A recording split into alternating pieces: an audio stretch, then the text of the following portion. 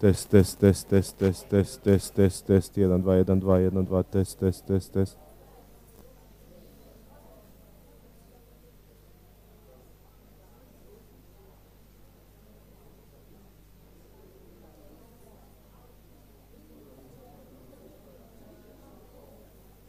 Je, dobro je.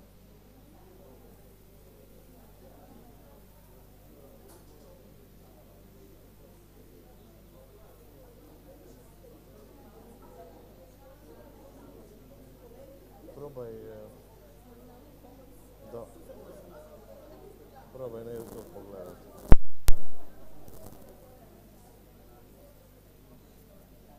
Aha, minutica. Je. To je to. To je to. To je to.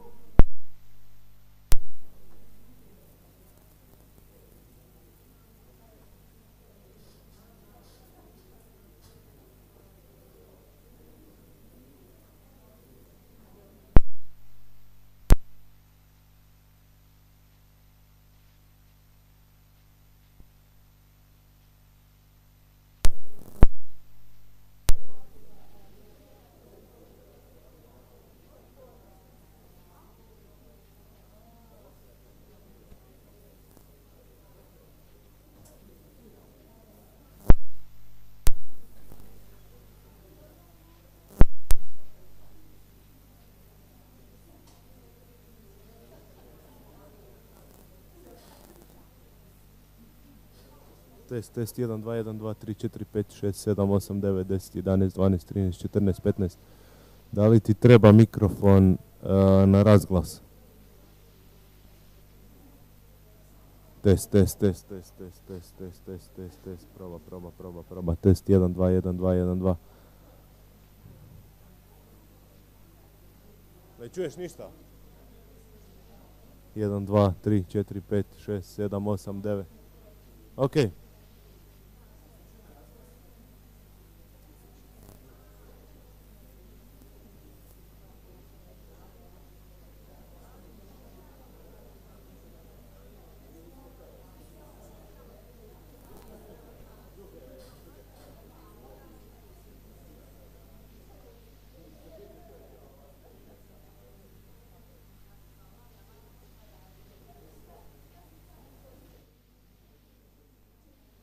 Test, test.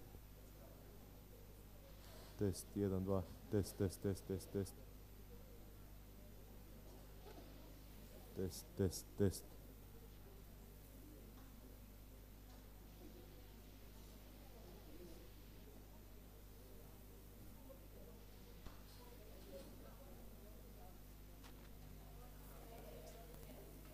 Test, test, test, test, test, test.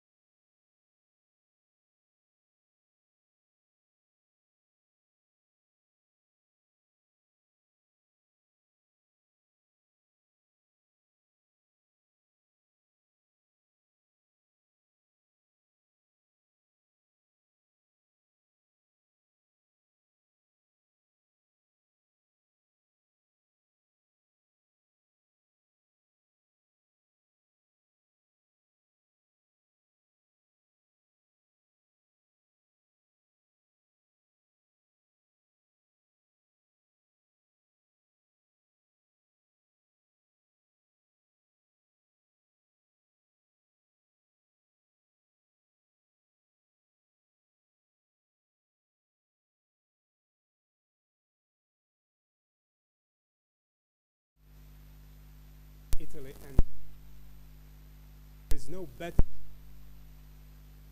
applause for our organizers.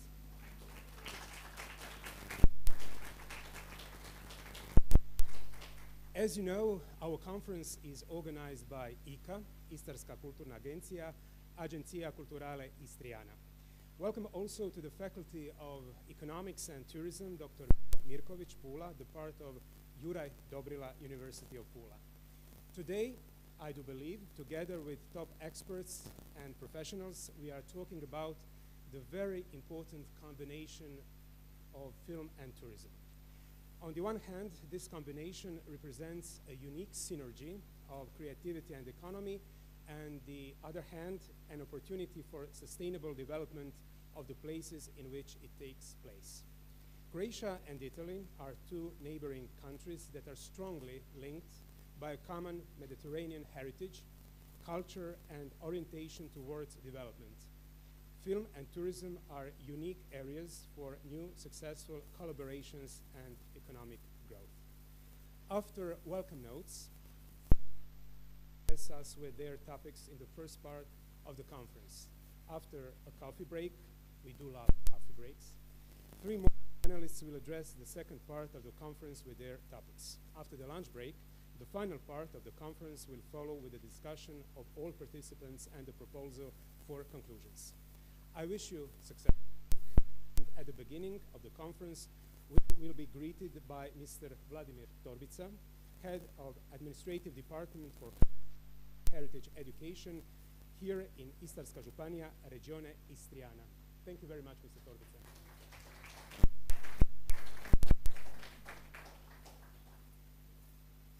Ladies and gentlemen, welcome to Istria, welcome to Pula. I say a few words in Italian and Croat, and then colleague Valentina speak in English.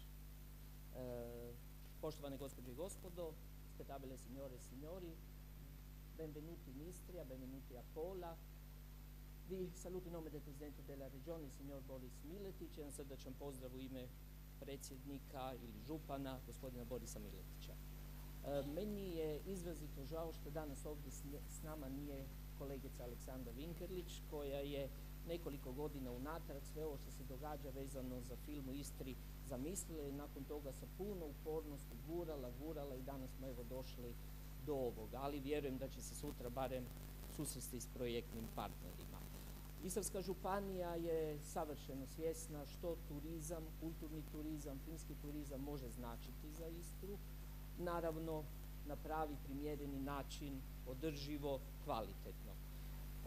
Niz projekata koje smo pokrenuli od Istarske filmske komisije, nedavno otvorenog filmskog ureda u Svetom Lovreću, niz mladih filmaša koje potpomažemo, ako si mogu dopustiti neki manje mladi kao što su Lola Ilić i Matija Debeljuh su danas ovdje sa nama, samo su znak da znamo što želimo, a želimo jednu filmsku destinaciju koja će svojom kvalitetom, svojim krajobrazima pomoći prije svega snimanju filmova, pomoći afirmiranju umjetnika iz Istre i svih onih koji sudjeluju u stvaranju filma na tim filmovima i nakon toga naravno brendirati Istru kao filmsku destinaciju, ali filmsku destinaciju kvalitete.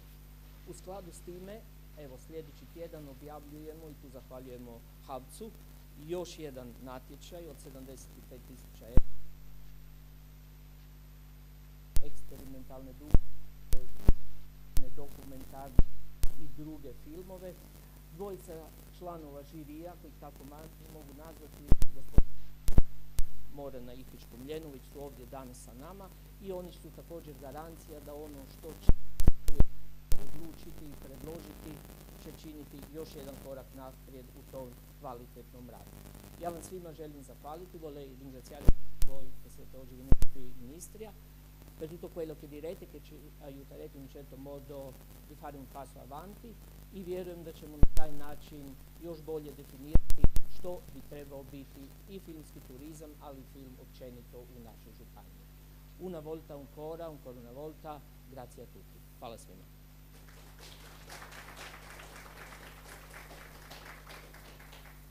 Hvala gospodin, thank you very much.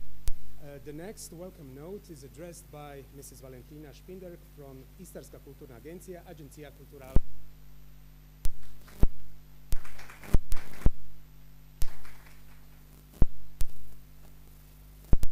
So, good morning everyone and welcome to Pula.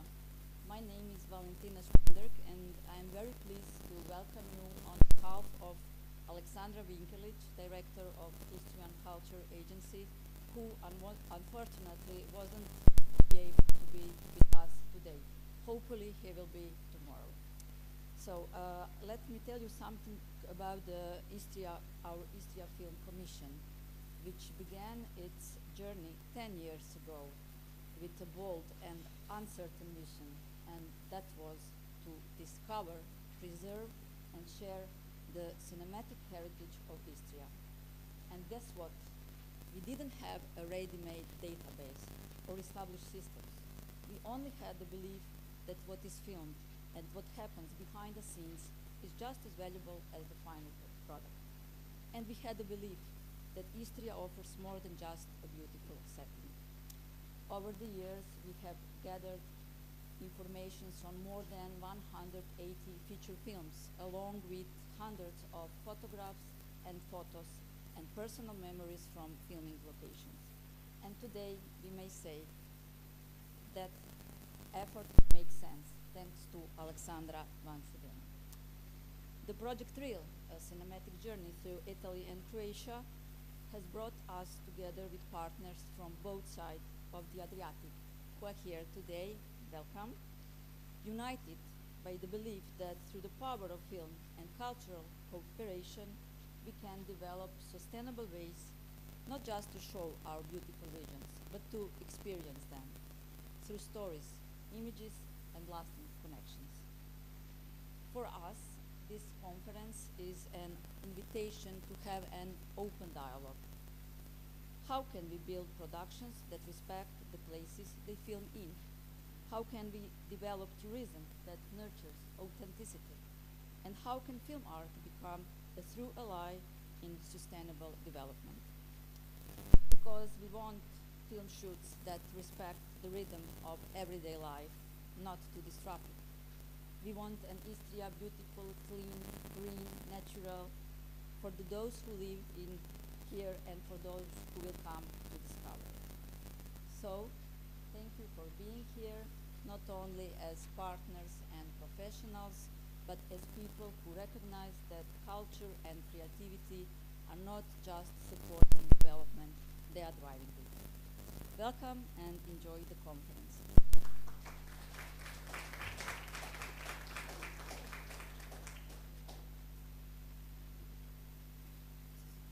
Thank you very much. And what is the real project? Importance of Colucci from Orange Public Management will introduction presentation of this project. Marta, the floor is yours. Thank you.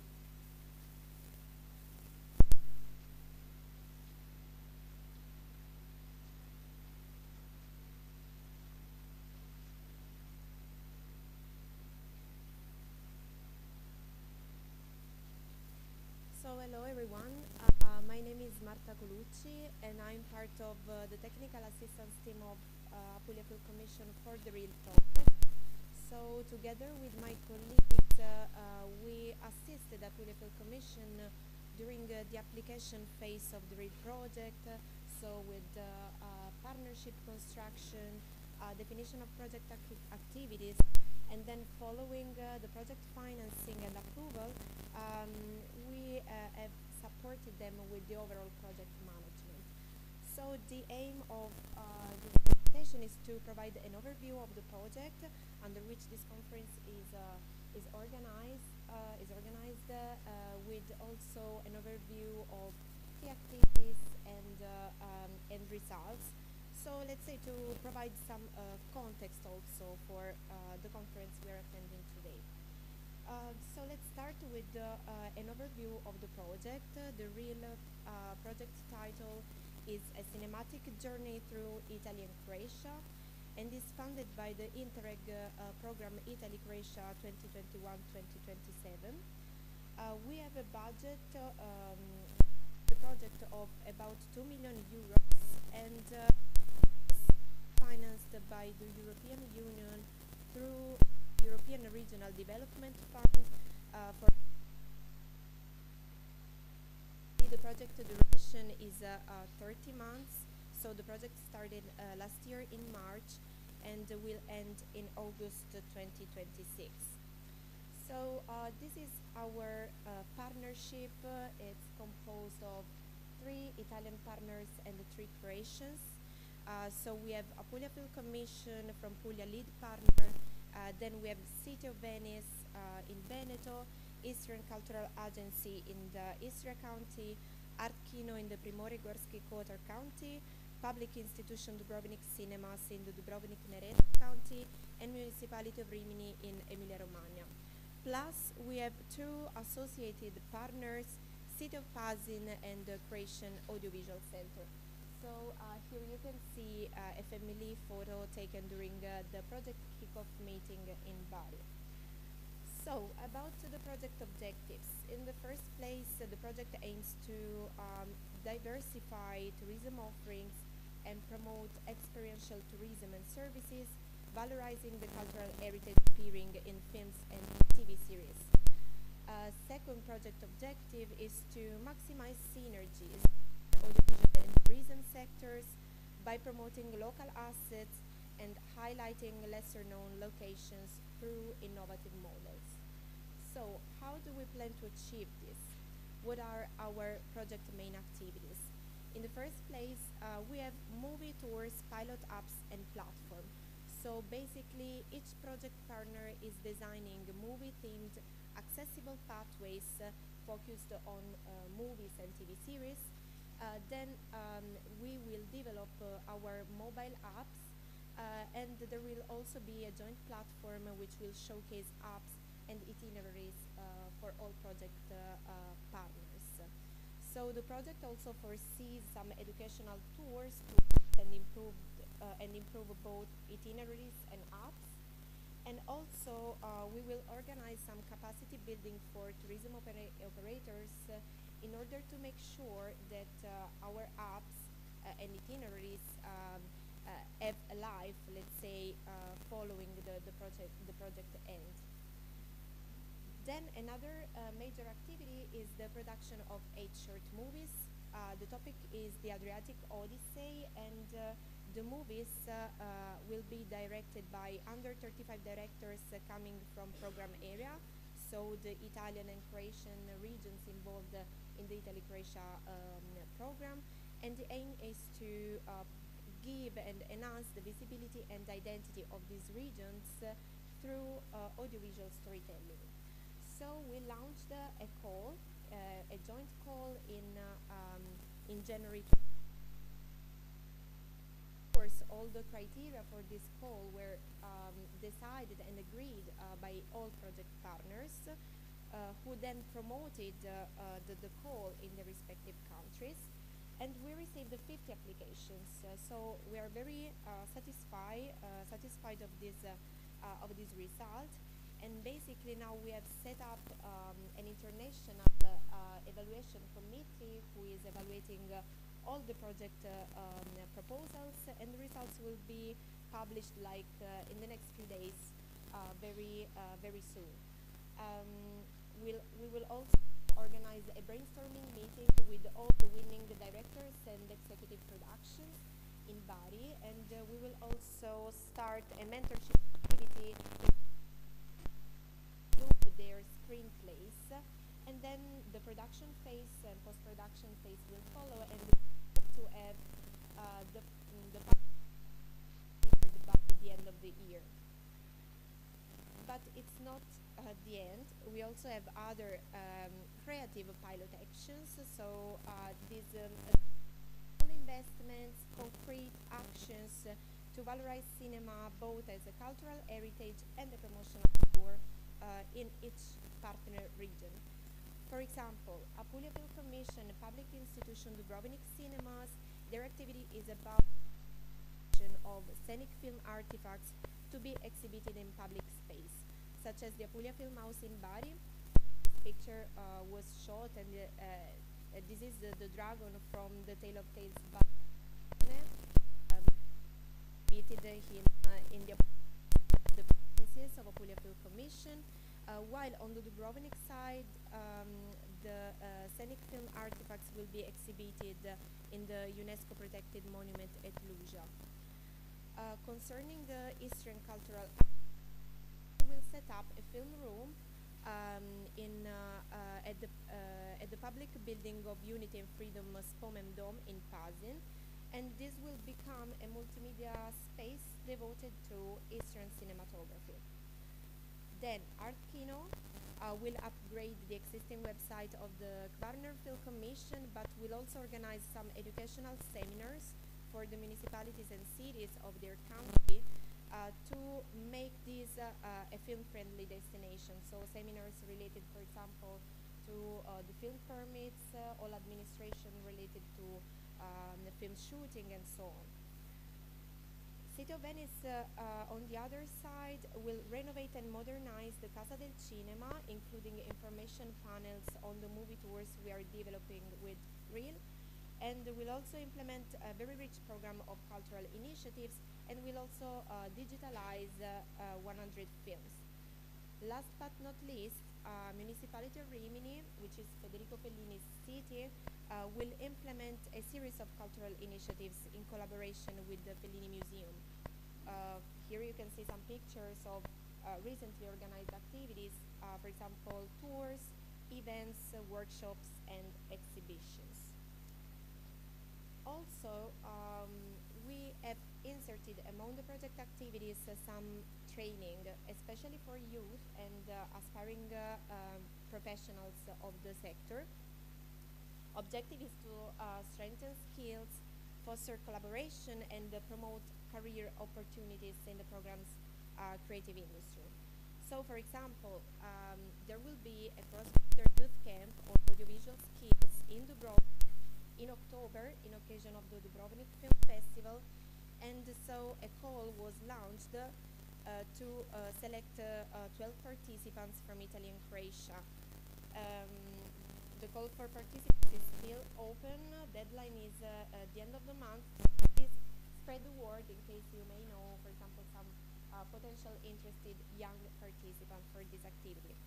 And also, we will have one cross-border training for 12 location scouting operators in Rijeka coming soon. So, I'm close to the end of the presentation. Last two activities are joint study on movie tourism in Italy and Croatia, with valuable insights into the current landscape and highlighting opportunities to leverage cinema as a strategic tool for tourism promotion. And I'm sure that today's conference will provide very interesting insights for this study. And also, we are developing a joint methodology with step-by-step actions targeting especially policymakers, with concrete recommendations for enriching the film tourism offering in the project area. So that's the end. Here you please follow the REEL project. Here you see our communication channels, our website, our Facebook page, our YouTube page. So as you can see, there is a lot going on with the REEL project. We have a lot of activities, and we are basically in the middle of the project implementation. But we have a lot of work to do, but we have very enthusiastic partners, and so we really hope we will achieve all our outlined results. And together with the Apulia Film Commission, we are very proud to lead this Interreg project. So thank you very much for your attention.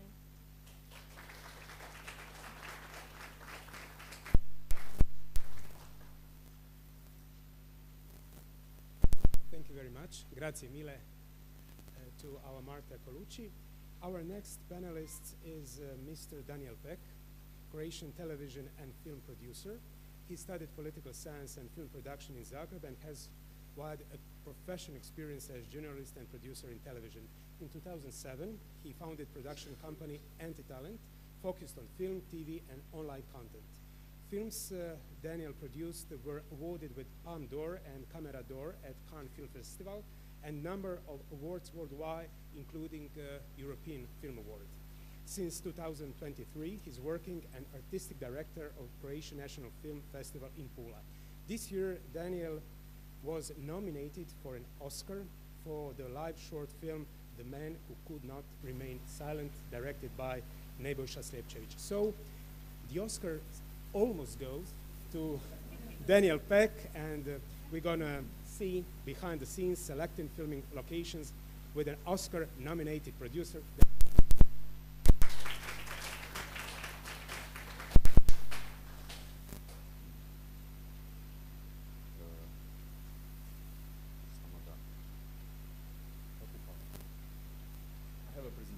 But first, the aim of thank you very much for having me here. I'm very glad to be part of this nice company of panelists, and thank you all for coming to listen what we have to say.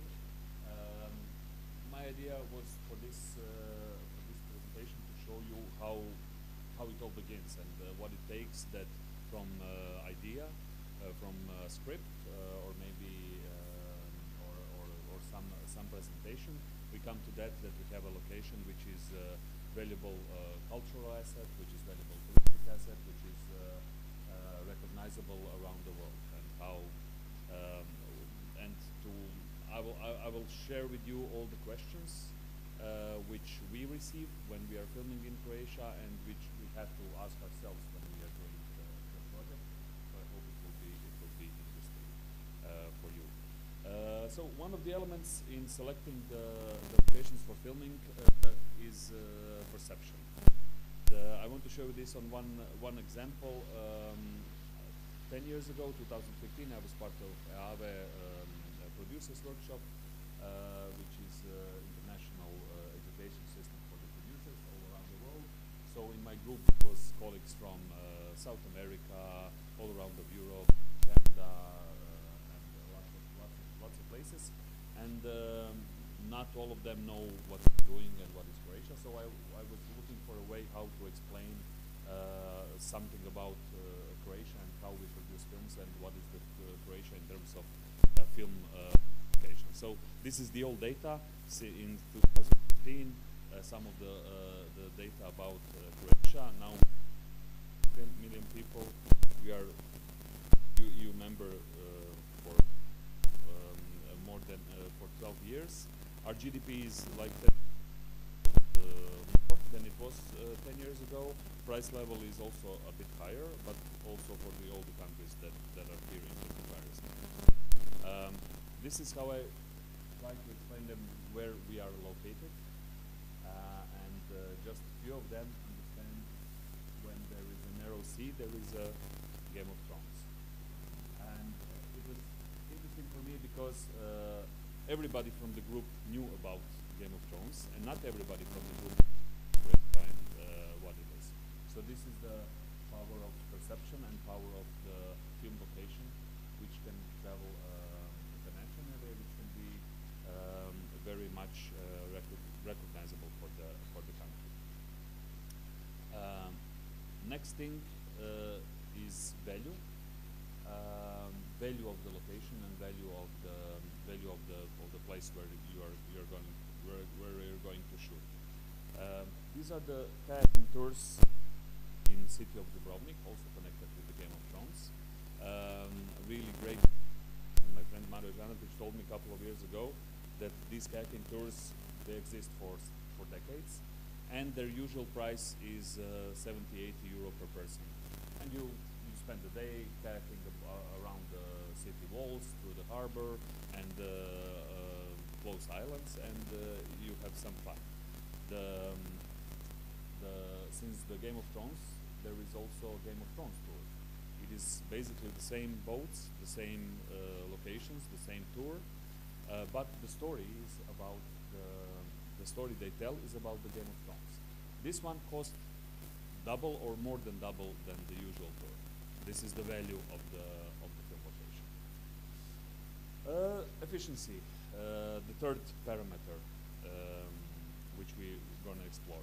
So there was in 2017, Institute of Economics in Croatia did research, investigated period of couple of past years. Did to the tourism of Dubrovnik, and here are the findings. So it is, at that point, it was almost 1 billion kuna additional spending from tourism connected with the Game of Thrones, and 60,000 extra tourists are coming to. This is, I think, saying that this is really something that starts as a film location, as something which is part of the industry, is becoming a wider economic and cultural effect. So, in terms of perception, how do we choose a location? This is from the Filming in Croatia website, variety of location. This is something where Croatia is really happy, lucky, not happy, lucky, very lucky to have such a variety of location in such a small area. And this is one of the main things why people are coming to film in Croatia, because they can find everything you can see here. Great coast, great cities, something that resembles lots of other places on our planet. It is all located on something square kilometers, 50-something thousand square kilometers, and it is really easily accessible. This is one of the main things which is helping our perception as a good filming location. And here are the first set of questions that we get. What we can film in Croatia? So we can film coast, we can film inlands, we can film mid Central European province, we can film Italy, we can film lots of different locations. How many different locations? A lot. What time of the year is good for filming? With exception now in the last couple of years, we have exception for filming during the high season, which is in the middle of the summer, not because it is very expensive and it is very hard to get great locations there. How we will get there? Easily. It is connected with the planes, with all the public transportations, and it is really easily accessible for most of the world and most of the Europe. Can we film Arctic in Croatia? Yes, we can. For instance, the TV series Terror, which is happening in the Arctic, was filmed in Croatia. So things that you will not expect that you can do in Mediterranean countries. Here are some of Istria to show you the variety of the projects. Some of them are old, some of them are new, some of them are high budget. Hollywood blockbusters, them are art house films, TV series, contemporary TV series from the 70s. So there is a big experience, and there is a big knowledge assembled in Croatia from all of these decades of filming and doing different projects. And this is the reason why we have such a good value as a location for filming. The price level in Croatia is the middle Central European countries, lower than Western Europe, higher than some other locations, but for them we beat them in the variety of locations. Are there experienced film professionals in Croatia? Yes, there are, because of the decades of filming. Can we hire film crew based in Dubrovnik? No, not completely. We can hire some part of the professionals, but most of the crew will. I'm mentioning this because this is one of the things that I think we need to work on. Can actors play in English or my native language? Probably most of them. Can we build a village inside the national park? Most likely. This is the questions that we receive. Are there any good studios in Croatia? No, they're not. The ones that are existing are mostly occupied by television. Are there any good restaurants in our location? Yes. But it is, you will be surprised, but it is one of the most common questions that we get. It is very important because people are filming for one place and working probably 12 hours a day, 5 or 6 days a week, and they want to have also a good time because it is a big part of their life. They are traveling from project to project and they are out of their homes, they are not with their families, so they want to important part. And this is one of the reasons why Istria is also so popular for film exploitation in Croatia. Talking about value, I think we all know this. This is the photo of Međunarodna and Turi Harrelson, filmed in Croatia, and this is one of the photos all around the world, and I think this is one of the things that made interest for coming to Croatia and more interest for tourism. Probably all of the paid advertising done by Croatians and everybody else. The next set of questions is talking about the efficiency of our locations, which is very important for deciding where you're going to shoot. Is there financial? Yes, it is. We'll hear more from Tanya. It is 25%, which are eligible are basically all the cost, almost all the cost, if they are made in Croatia and spent on Croatian contribution. How long we will have to wait for the payment? It goes with all of our experience in a couple of months. Are there regional film commissions? They are also helping in finding you locations and helping you talents, local crew, so they are assisting you with the production. One important question in the next phase.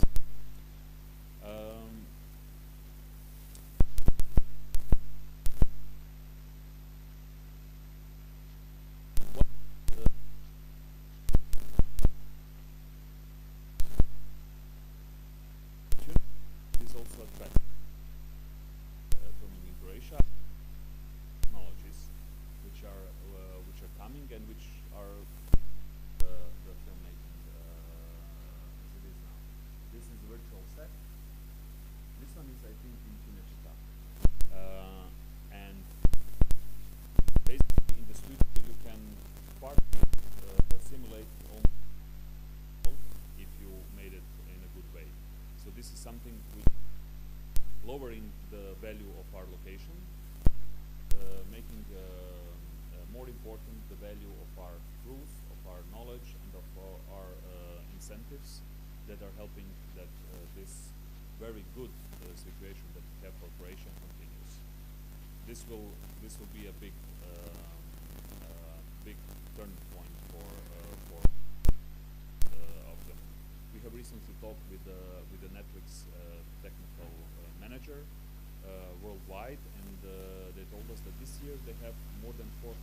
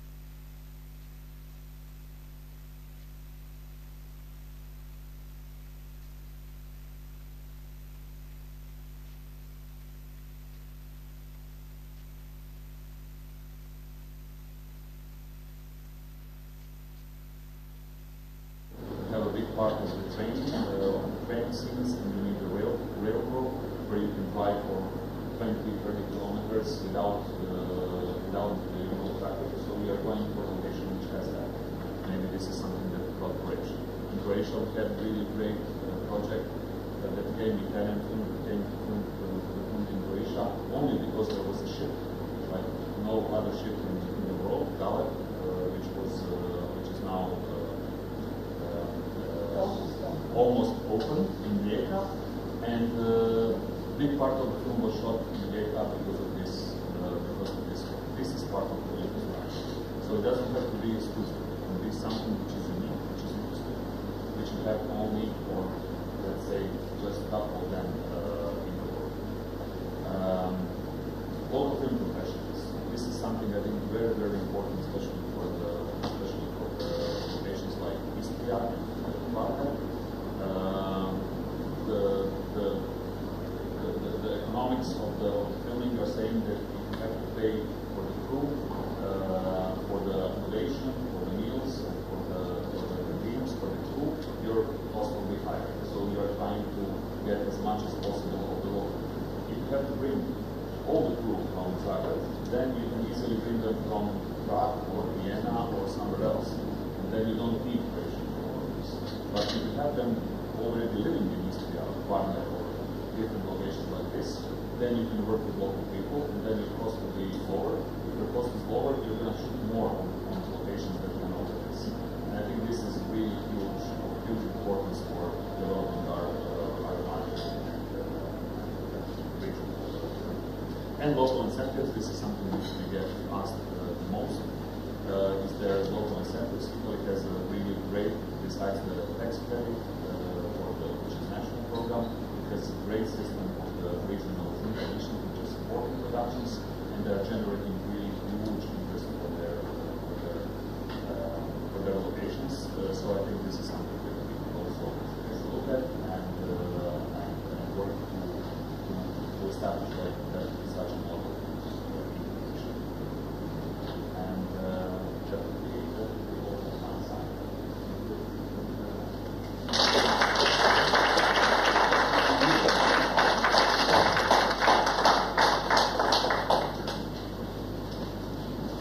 Thank you very much, David, and once again, congratulations. Please say hello to David. Next time, please bring the members to our restaurant. So we got a proper film in Croatia and also eating in Croatia. So that's Voting in Croatia. yeah, voting in Croatia. Well, everybody knows that there's no time like present, but what about future? Our next topic is From Frame to Future of Green Thinking Media Tourism for Sustainable Impact by Mrs. Ivana Schulze. Mrs. Schulze is a strategic creative economy expert specializing in business, finance, investment, and sustainability with over 3 decades of experience. She has advised European and international funding institutions and business agencies, helping creative entrepreneurs develop investment-ready ventures. Of course, Mrs. Schulze is a fellow at the Competence Center for Cultural and Creative Industries of the Federal Republic of Germany. Thank you very much.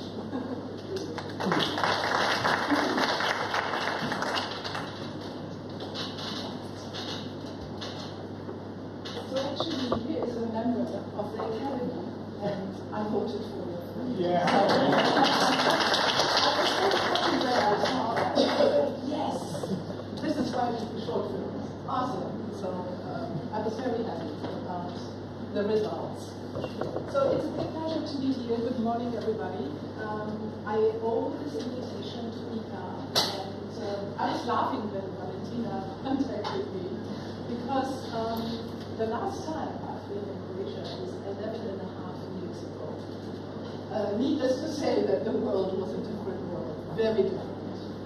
And when I had the pleasure of presenting results of a study that I had done back then on how to basically kickstart the film screen tourism initiative in Croatia, I was at the Croatian Parliament, and I asked the people attending, slightly more people than today, how is it possible that a little village is used to receiving and welcoming 300 tourists per year, and all of a sudden is kind of flooded by 80,000 visitors in only 6 months. What happened? And how is it possible that 18,500 citizens in south of Sweden somewhere can afford a PR campaign valued at approximately 67 million. How is this possible? Of course, you all think, obvious, it is school tourism. So it is an amazing, still to this very day, an amazing force. And there are some very interesting examples. You probably all know them by heart, I suppose. So what you see here are the notorious top 3, like Braveheart was impacted tremendously on Scotland after the release of the film. Just 1 year later, a 300% increase of tourists was recognized in Scotland. Mission Impossible 2 generated 200% more visitors for Australia, and England in third rank. Pride and Prejudice at least made 150% for the locations in England. So there's a lot going on, and film tourism is huge. If you look at the numbers, the global numbers in the year 22, we can see that the sector was valued at roughly $68 billion. And in 28, researchers expect that this amount has gone up to $111 billion US. So this is, we are not talking petty cash. This is not culture. This is damn economies. This is profound.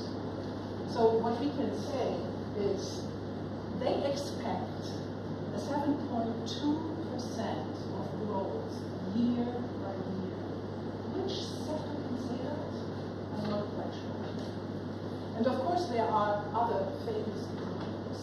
Northern Ireland, for example, again, I will quote it again, has been probably benefiting largely from films. The filming alone of the film injected £251 million into the economy. The filming. Then in 2018, 350 visitors came to the locations, generating more than 50 million for the local economy. That's tremendous. And when then research was done and the numbers were analyzed in 21, they assumed that Game of Thrones generated £251 million for the economy of tourism. So here you can see, of course, it's a big production, HBO, long periods of television series. But here you can see these are indisputable numbers that tell us we are talking about economic impact, we are talking about economic growth, and a tremendous impact on communities. For the better and the worse, we will look at that, of course. The United Kingdom is constantly running statistics on how its locations are performing, and looked at numbers that suggest that of the 21 billion spent on tourism by overseas visitors in 2013, 840 million can be attributed to film-induced tourism. So again, we see the strong tie between this pull effect that film and television can create. And when they asked visitors, what brought you to Scotland, they heard that about 20% were actually influenced by seeing locations in television, movies, documentaries, and so on. And of course we cannot forget Malta, one of the recent examples of a big film going to a rather small place. 23 Ridley Scott and Joaquin Phoenix playing Napoleon, which I think was a ball. Again, we have amazing numbers that just underline the economic importance of the 24 productions that Malta supported in the year 22. So the the government assessed that the total contribution by the films, those 24 productions in 22, generated gross value add of almost 94 million for a rock in the middle of nowhere. That's not a bad statistic. The government invested, you remember, the 40% tax rebate that we have, invested 31.3 million in these 24 productions. I believe that 12.8% went to that particular film property Scott. And if you do then the calculation, you can see that the return on investment was significant. So each invested euro translated into 3 euros of local expenditure if you look at the wider domestic economy. So this is roughly the kind of ratio that we can expect from cash rebates, automatic incentives, and movie productions. In film production, in television production, series, you usually have a higher ratio. You can go up to 12. So an average would be between 4 and 7 euro that you get back for each invested euro. So this is again showing that there is a big economy in action. And very important is that 78% of the crew was local, and only 22 were foreign, which speaks to what they just outlined. And here's a little entertaining graph from Riot and TripAdvisor, who ran their own statistic on trying to understand which European cities have benefited most from television series. And you might be able to see it. Of course, Dubrovnik in Croatia is first. And in their assessment, it's 18.2 some million pounds. There we go again. Second is Dublin and Ireland. And then we see Paris and France. But Dubrovnik is like crashing on records, which of course has some negative effects, which I will address. Now, Croatia is the second biggest country for television show tourism, just after the UK. Now, 11.5 years ago, nobody would be able to spell film tourism, screen tourism. What? What are you talking about? What is this supposed to be? And boom, there you are, place 2, not bad. Now, in the years 2012 to 19, the earnings are estimated to pile up to 134 million for foreign film productions, and between 13 and 18, roughly 180 million have been tied only to Game of Thrones. You know, so these tentpole productions really make a big difference. Again, it's no surprise, and 100% of the total income is driven by the city of Dubrovnik, and Dubrovnik is, by now, the top city internationally for television revenues. Just imagine, 11.5 years ago, and one production, more than, that one all And Croatia is the 10th most Google travel destination in 24. So fasten seatbelts, war is coming, you can be sure of that. And of course, it creates effects, such as those. I mean, Dubrovnik was flooded by 1.2 visitors who descended on this small place of 42,000 locals. This is almost a hostile takeover. And in 2018, UNESCO, of course, said, whoa, be careful. The old city center cannot handle this. It's protected heritage. You need to be careful. This was the same year that Dubrovnik became the world's second leading cruise destination. And I don't know how many thousand people are on those cruise ships. I mean, that they exist as a scandal, but that's a different story. So the respect the city strategy was put into place probably just right on time, which allows only 2 cruise ships per weekend with a maximum of 4,000 passengers per week since 2019. So I think this is a very smart move, and Venice has put its actions into place already. Now, when you have that in mind, what does that sound?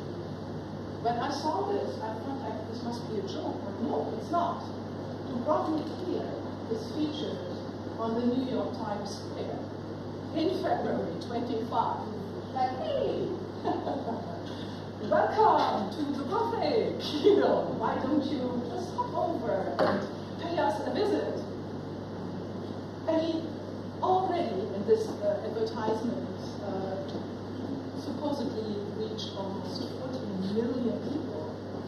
US tourists are already second in the number of visitors to Dubrovnik. I don't understand why you then showcase Dubrovnik to the people who are already flooding the city with 100 and almost 90,000 arrivals and more than 500 overnight stays in 24.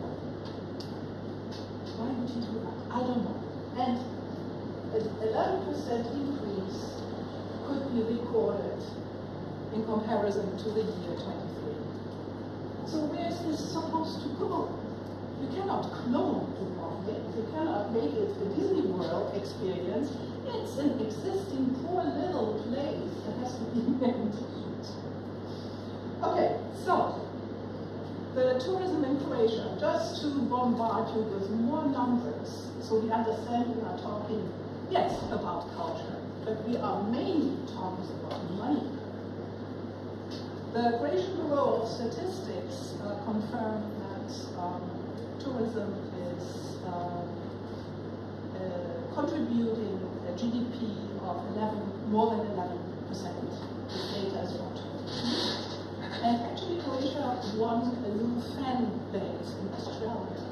So Australians actually have been spending more than 300 million euro in last year, which is an increase of 80%, even though one-night stays were reduced. And more people from Bosnia and Herzegovina, France, Hungary, Slovakia are coming with significant increases last year. And foreign tourists brought, that's the estimate of the Croatian National Bank, brought to the country roughly 15 billion euro in last year. 15 billion euro. And we can also see that most of the tourism actually goes to the beaches. Well, that's another very interesting indication. So Dubrovnik is kind of flooded and overrun, but the beaches seem to be very crowded as well. So I think what this graph can tell us really is the seaside resorts recorded 92.4% of total nights, and 92.6% of the tourists are foreign tourists, and only 7.4% are domestic tourists. I wonder how that feels for people from Croatia to be amongst, God knows, the whole world. Maybe it's good, maybe it's not. I have no idea. I've never been to such a beach resort, so stay away. It's fine, okay. And again, there was an increase of one-night nights of almost 2% in tourist nights in the seaside resorts. So the trend continues. Now we are going back to 2013 and try to understand what the objectives were back then. And the Croatian Audiovisual Center highlighted these 5 of several more objectives: changing Croatia's image, attracting higher class segment as a cultural destination, to extend the tourism season, to attract more tourists. We can put a check behind France, I suppose, and can add Australia to the list. And one important aspect, the 4th, attention for inland Croatia, attention for all these other destinations that have not yet been identified as worth visiting. And another very important aspect is to feature Croatian locations as Croatian. So you understand where you are, and it's not doubling for another location. The typical trade that you have when you are creating, or when you begin to think of locations, just as Daniel described. Can I film Paris and Berlin? Yeah, you can. So pretty. No, it's important to highlight that progress can only be made if Croatians' destinations are actually identified. So what happened to all these other beautiful destinations? Who knows of them? I didn't. So I went online, I saw beautiful photos, and I thought, wait, that's that. Like any film, any screen, nowhere. And they might be featured, and I only don't know, which is very possible, but I won't forget my point. There is so much more to discover, and inland Croatia still seems to not be identified as a high potent alternative. So how then do we go from burden to blessing? How do we overcome over-tourism? What can we do with this phenomenon that is financially contributing largely to our economies, but it has a downside? So here are a few thoughts. First of all, I'm not sure you are aware of the series Outlander. It started in 2014, it plays in the Scottish Highlands, and Falkland actually doubles for inmates of the 17th and 18th century. So this is so beautiful, and Falkland has these old, preserved walls, streets, so it makes perfect sense. And in the course of filming, in the course of receiving tourists, the locals actually understood that there is a big, big, big value beneath the storyline. And they understood that a lot of valuable education happens through pop culture. And they kind of looked at their own behavior and the behavior of their friends and said, yeah, of course, we all learn mainly history, historical facts. We learn mainly through TV, films, novels, of course, fiction writing, graphic novels maybe in some cases.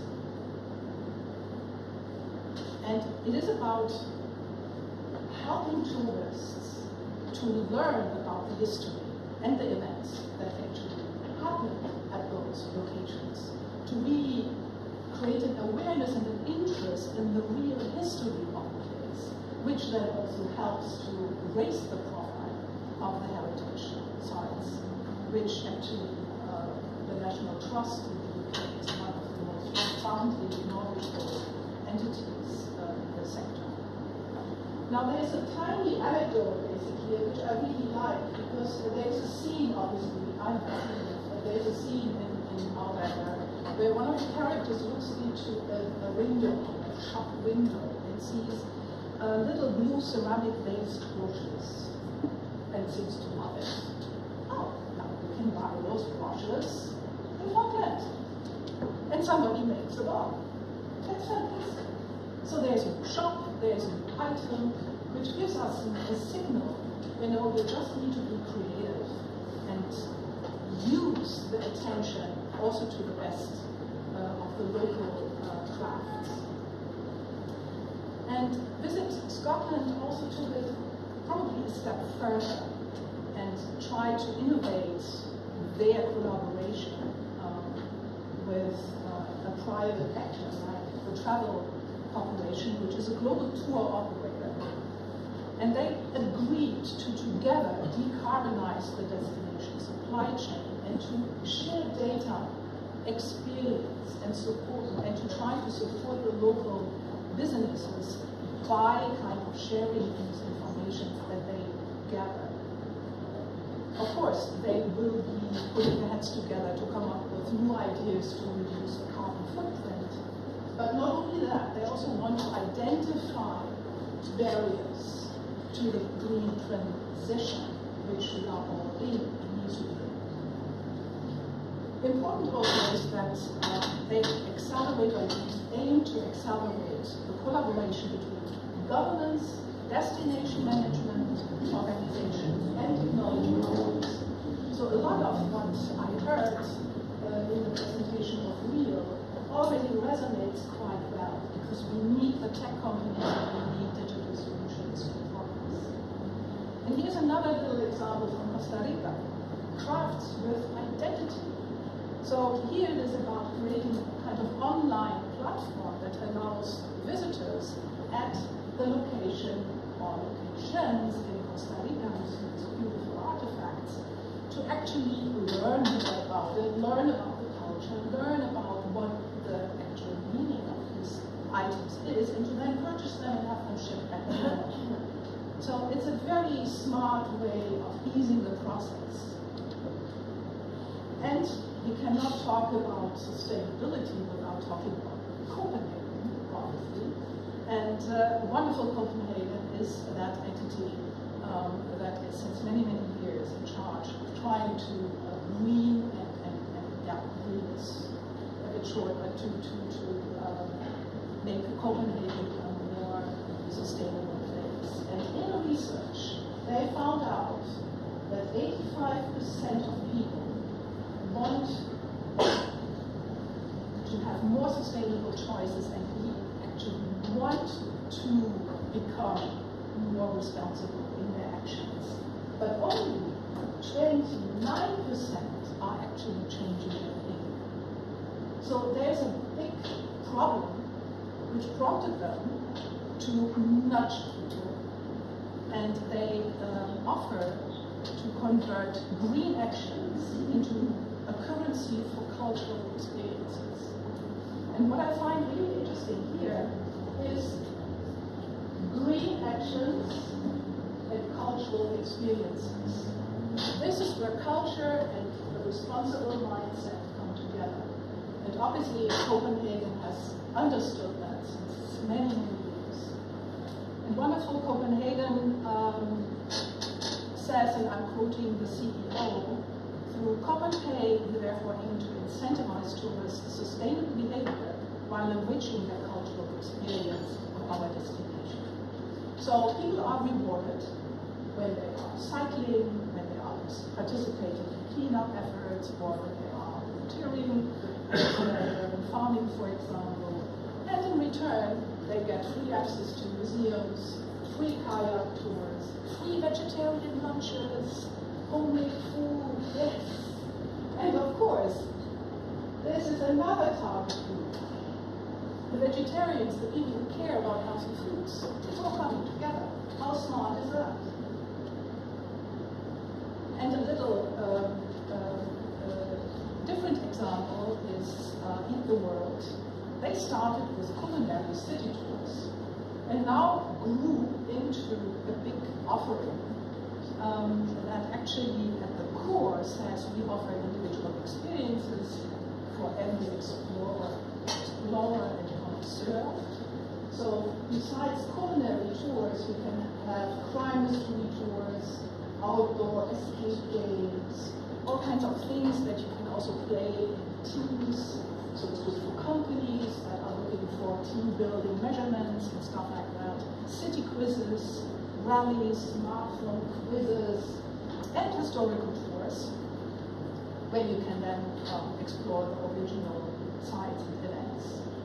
Now, sustainability in film, we will hear a lot about green filming, and probably more than that. But I'd just like to highlight a few more things, because it's not only about reducing the carbon footprint. This is a very noble, but just one thing.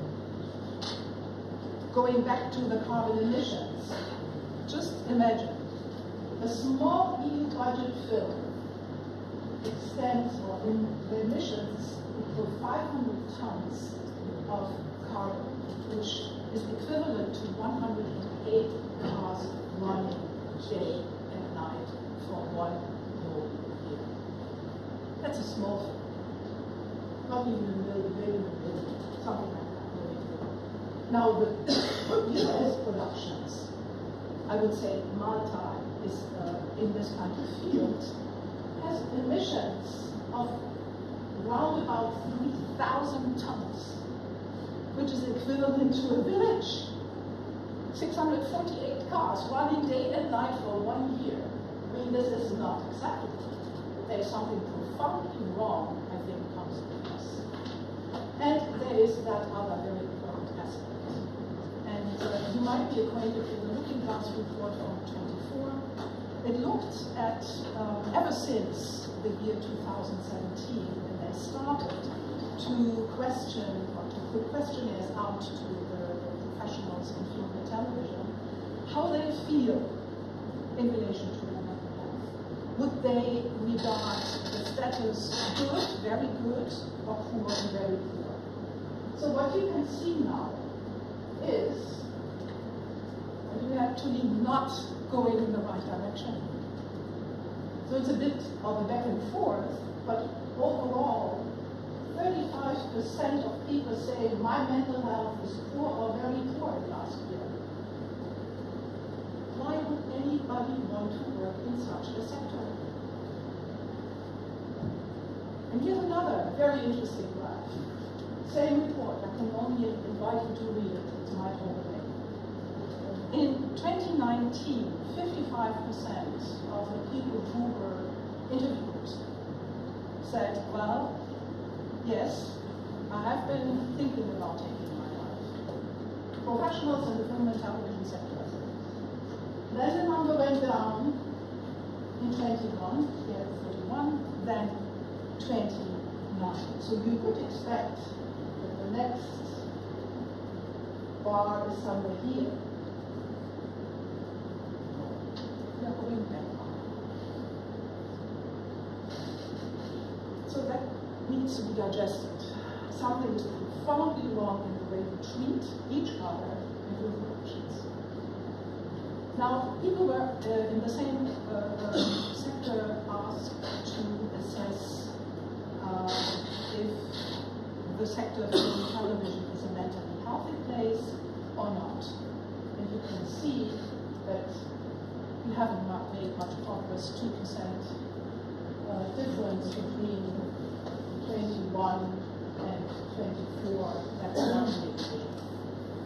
41% of the workers experienced bullying, harassment, and discrimination in the past 12 months. Why was it not reported? Well, I'm not sure you can read that. Most say, I was, or I am afraid, that I would get no work. So when you speak up about all the wrongdoings you have been experiencing or witnessing, you then are afraid of being hired again. The second biggest reason was that many people were concerned it would make things worse. And the third most mentioned reason was that they did not think the issue would be addressed. That tells you everything you need to know about the confidence the professionals have in their own industry. Now, asked what would actually help the managers to deal with requests for support with mental health, they said we need more time, sufficient time to deal with the issue. We need clear policies. We need procedures. We need an in-house professional who is trained and can advise us. And we need to have training ourselves in order to deal with these matters better. Nothing of this is impossible to solve. It's just a matter of will. And the last statistic on this end that I'd like to share with you goes to the gender pay gap. And this is a statistic from the National Center of Cinema in France, the CNC. So what you see here are the technicians, the female technicians, working in different departments. A female director here makes 24.4% less than a male director. Just because she's a woman. Super. Very good signal. who earns more? Stunt women and female musicians. And when you look at the guarantee for female authors of fiction films, it's 41% lower than male script writers receive.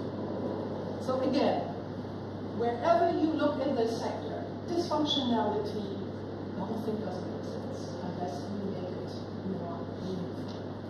So I believe that sustainable film production needs to balance environmental, economic, and social issues. Yes, we have to look at the green practices. Yes, we have to do everything along the line of production, post-production, and delivery to reduce, and suppliers, of course, to reduce the carbon footprint. But we also have to think about local communities. We have to see the positive impact, the numbers. Remember that films that come to a location or the aftermath of film tourism can actually bring to locations. And we have to minimize the negative impacts on nature. And we have to create fair working conditions. We have to ensure that there is gender equity and equal pay. And we need to be conscious of our biases, often overlooked, particularly in the area of AI. Sustainable tourism tries pretty much the same things. It tries to ensure that nature, culture, and history are preserved. Going through all these measures, minimizing flying, traveling slowly, packing zero waste, shopping at local business, supporting local operators, practicing responsible wildlife tourism, eat as the locals do, with pleasure and Croatia. Minimize waste in hotels, walk, cycle, and so on, and avoid contributing to over-tourism. Do not go to Dubrovnik. Now, sustainable media tourism probably holds one very interesting learning. The location today is only one element in the experience industry we are talking about. So sustainable media tourism really tries to help people that are inspired by films, books, graphic novels, television shows, video games. Title, but Amsterdam and Paris actually have been destinations for video games in the past. Assassin's Creed and another one. Help tourists to actually make responsible choices. To give them the ability, via a smart use of media, to nudge them into sustainable practices. Tries to raise awareness about sustainable traveling, all the eco-friendly options that do exist and are not that easy to find, and to promote responsible behavior. So it's about raising awareness and promoting sustainable travel. Educating travelers, showcasing sustainable tourism destinations, promoting responsible tourism practices. Important is to, and this goes back to the example of Costa Rica, connect the travelers and the suppliers. Give them, via social media, for example, that possibility to exchange, so that the community can really follow up, and that visitors can also share experiences with each other via social media accounts they have. Because whatever they regard as cool and beautiful will be seen. And important, I think, is also to partner with online travel agencies that are specializing in sustainable travel. User-generated content, I suppose, plays an increasingly important role because people, particularly young people, get most of their information from those social media exchanges. The trustworthiness is built there, and not because a ministry tells you to do this or not to do that. And media tourism, sustainable media tourism, of course, knows that it is important to measure and improve sustainability via data analysis. Only then are you able to identify trends. Only then can you see where the ship is going. Is it going the right direction, the wrong direction? Where can you improve? And it also means to use digital nudging, remember, open pay as much as possible so people who travel have more conscious choices at their hands. The monitoring and evaluation I already mentioned is crucial. And of course we need to overcome the challenges of over-tourism, greenwashing that is substantial. We need to ensure fairness and equity and educating the youth. And I was very happy when your project looked a lot at mentoring young people, bringing young people in, doing short movies. I think this is a very, very, very good thing. Now, Istria has initiatives like the Istria Filming Green Register, so that it becomes more easy for people to identify production houses, suppliers, service providers who actually work in tandem. And the Green Handbook seems to be in the making, so that there is a guide in the creation for sustainable audiovisual production, which not only raises awareness, but of course supports the implementation of sustainable strategies. Now, with the current tax incentives of 25% for pretty much everything that is produced, and an additional 5% in below, when you shoot in below average developed regions, you have a 30% cash rebate, which is internationally very competitive. So I was wondering, why not considering also incentivizing when people, producers, meet sustainable criteria? Could it make sense to incentivize when Croatian locations are identifiable as Croatian? Should we incentivize engaging locals, how this is happening, engaging in transport and so on? Oh, well, yeah, then there's this kind of orange man, you remember? This funny man in his White House, this tariff monster? Yeah, I just quickly want to share what I took away. It's an important cornerstone, of course. Everybody in Cannes spoke about it. He managed again to draw all attention on this persona. So John Boyd actually is behind this whole turmoil. One of his three musketeers in our book, you remember? Sylvester Stallone, Gibson, and John Boyd. Yeah. So John Boyd put a team together and came up with a discussion paper in which he speaks about a 10% federal tax incentive for film TV production, paired with a cultural test that is also happening or implemented in many other countries, and a 120% tariff on the foreign tax rebates or grants to annihilate basically the financial gain. So this was his rationale. And then there is a third layer, which I don't understand. It's about restoring the financial interest and syndication rule. Let's skip that. It's a very American thing. So you produce, but you do not own your primetime show, whatever. So clear is that if that or part of it goes through, the industry, the US industry, will create a big pushback. It's very possible, like the way we see more virtual productions, as you just mentioned. Lots of job losses probably for filmmakers outside the US. Higher cinema and streaming prices for all of us. Thank you very much. And more echo chamber films portraying the grandiose nations or whatever it might be. So let me finish with a few summarizing thoughts. I believe that sustainable tourism needs to go in tandem with sustainable filming, which includes gender equity, equal pay, fair conditions on set. I think you understood that.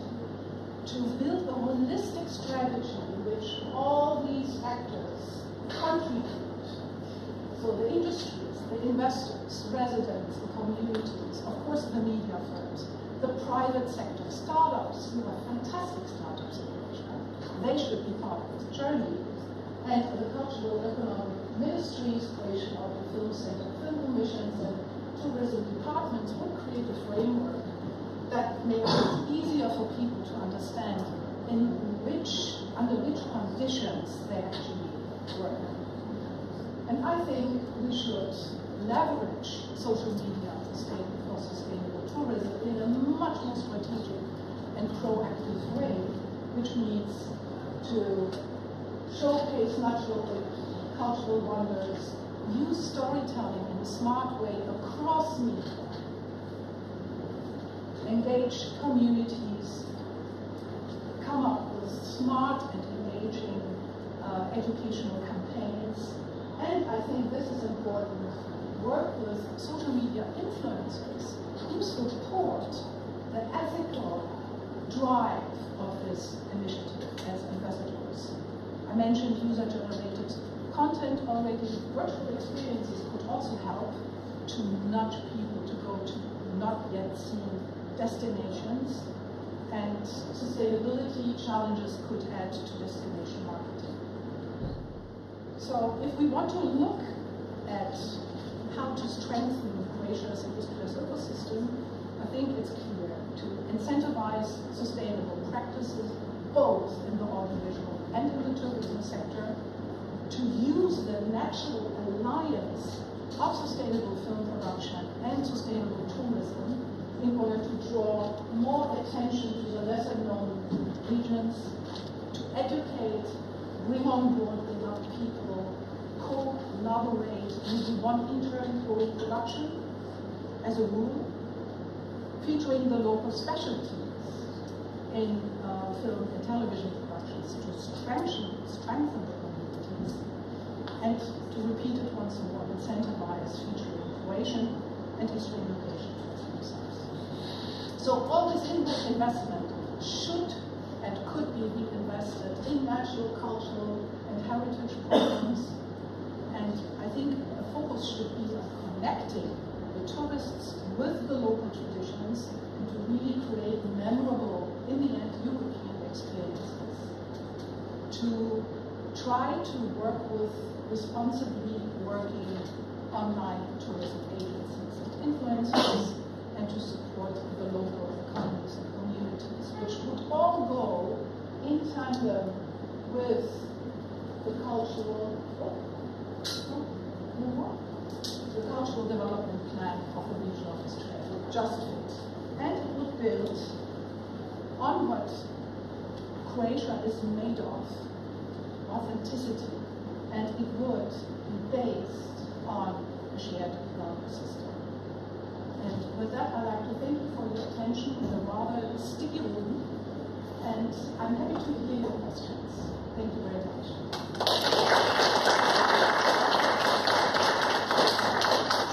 Do you have time for some questions?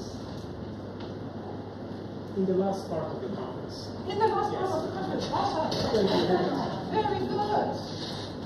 So awesome.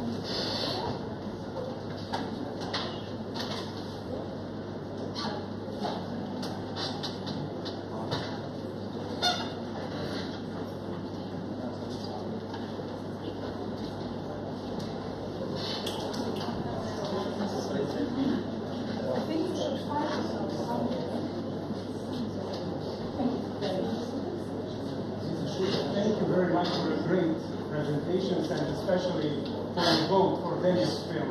You will never remain hungry. Croatia not in the road. So please, you're welcome. Thank you very much. Well, our next topic is Puglia Film Commission, tools and activities for supporting the audiovisual sector and the screen tourism, presented by Cristina Piscitelli. Mrs. Piscitelli is the head of the Project Design and Management Office of the Puglia Film Commission, the regional public agency supporting audiovisual production and culture in Puglia. She also serves as City Councillor for Culture and Tourism at the Municipality of Giovinazzo, and is a lecturer in Media and Performing Arts Economics and the Dance Program at the University of Bari. This is Piscitelli. Thank you very much. very much. Mille grazie.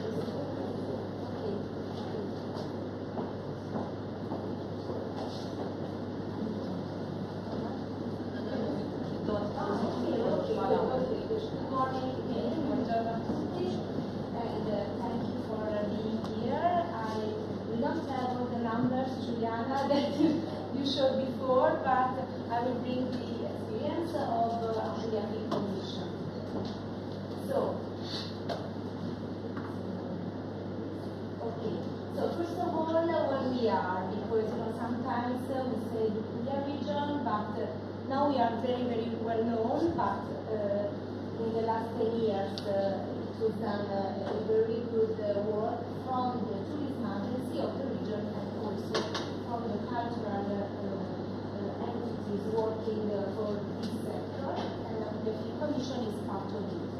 So as you can see, we are a region in the south part of Italy. It's, the river Trough, and Puglia has two airports, and the most important city is Bari. We have been there last year for the project meeting, and then you have in the south the area of Nardano with Foggia, Barletta, and then in the south you have the Salento, which is very well known also part of the region for the tourism too, with the Taranto, Brindisi, with the airport, and Lecce. Okay, I have to move here. Okay, so sorry. So who we are? Actually, we are a public foundation. We have been created by a public law in 2004, but then we were born in 2007, and we are governed by a national law as all the Film Commission in Italy, and our aim is to develop the audiovisual industry and to attract national and international production companies in the territory. So we have different objectives, but we support and coordinate the entire audiovisual sector chain. We provide incentives the most important one is the Apulia Film Fund. I will show you later some figures. But also we do favor the growth of the professionals and suppliers, and we have a database for the recruitment. It's named Production Guide. And then we offer, of course, location scouting services, and then any kind of funds, development fund. We had previously a promotion film fund, and now we do have only the Apulia Film Fund, which is the biggest tool that we use to attract the production companies. Over the last 15 years, Apulia Film Commission financed hundreds of audiovisual projects, and we produce thousands of film festivals and events and also activities. And so this was very important because Puglia became, for this reason, very, very popular. So here I have some figures, before and after Apulia Film Commission was born. So up to 2006, we had only 114 audiovisual projects filmed in Puglia, while after the Film Commission was born, up to now, we can say that we hosted over 800 audiovisual works, and that we supported with our funds 600 audiovisual projects. So this is a big change after the Film Commission was born. Our main tool, the Apulia Film Fund. We are actually the only, I can say, Italian region that directly manage the money that we use as incentives for production companies to come to film in Puglia. Because we have this big change, the technical name is intermediate body, in Italian we say organismo intermedio, because we are not a region, so we are not public administration, but we are a foundation governed by the region. So this, let's say, technical tool, the intermediate body, permits us to have these funds that are European funds, state aid, and we use them to attract production companies to come to film in Puglia. Okay, and the fund, the Apulia Film Fund, is managed by us. We do have a public notice, let's say once per year, but then there are other possibilities during the year in case we do have more, of course, funds at our disposal. And as you can see, we have all the categories in the Apulia Film Fund. So we finance full length, short fiction, animation films, and documentaries. Of course, we want to improve the performance of these production companies in the region in terms of economic impact. So we ask them to film as many days as possible, of course. We ask them to use Apulian suppliers, to have Apulian workers that are registered to our Apulia Film Commission production guide. That is this database I was telling you before. And then all these activities permit us to have direct and indirect impact in the territory. Here we have some figures. This is the Apulia Film Fund 2024. So we funded 66 audiovisual projects with almost 14 million euros. So this is the public spending. And then the expenditure that they will produce on the territories is almost 35 million euros.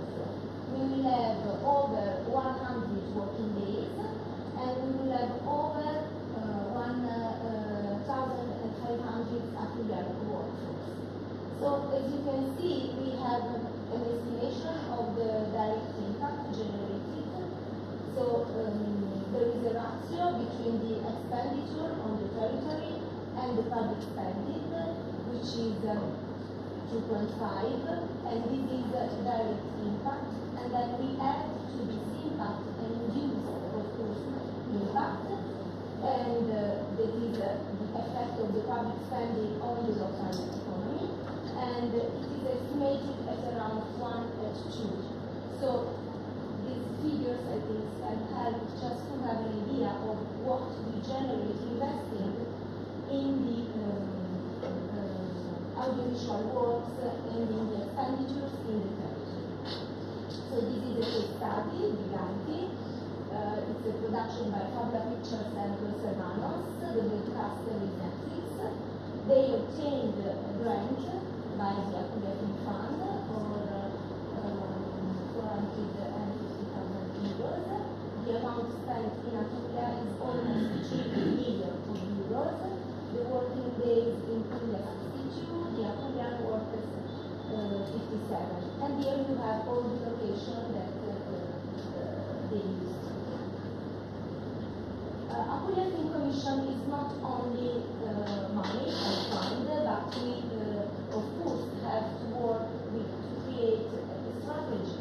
So we have free services, of course, for the audiovisual industry. We organize every year the Apulia Film Forum.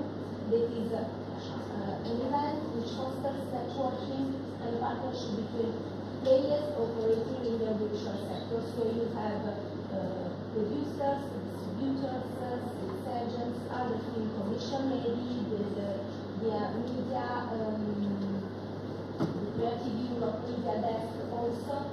Then we have this production guide, I was telling to you before, so this is the database of the audiovisual professionals in the region. And when we started as a Film Commission, it was zero workers, zero suppliers, so we are very proud of this result. And then we offer location scouting. It means that you only have to pay for travel to arrive to the region, but then for 3 days, for 3 people from the location, from the production companies, they are hosted by a Film Commission, and also they have a location manager from the region going with them visiting all the locations. And then we offer spaces because we have different venues. As you saw, the region is quite long. So we have Cinema Party, is the name of our venues, Ivani, Taranto, and Foggia. And then we have the Apulia Film House. Moreover, we do also a lot of audiovisual projects, like we have a network of Apulia Festival Network. There are 31 actually in the world region, and the most important one is the Divine International Film Festival. And then, of course, we believe in the internet projects. Real is not our first internet project. We did also other interesting projects, always in the audiovisual issues. So Chuck project that always is Italy, and then we have Ciccia and Recon with Italy, Aldone and Montenegro, and then Alicia, and here we have So here you have our venues, and I told you about the Cinepotti and Apulia Film House, and we also collaborate with Puglia region to manage the Mediateca. It's a place open to the public, where you can have different activities, also research and entertainment. And the most important part is actually the heritage that we have of film, books, posters, and they are very, very, very beautiful. And so some locations that are very well known and also represent our imaging. So these are UNESCO locations, so you have Castel del Monte, Alberbello, and here you have a forest. This was in the Taylor Tales, the Magone Cannes, Monte Sant'Angelo, Colina Mare, and then the typical constructions, Masseria.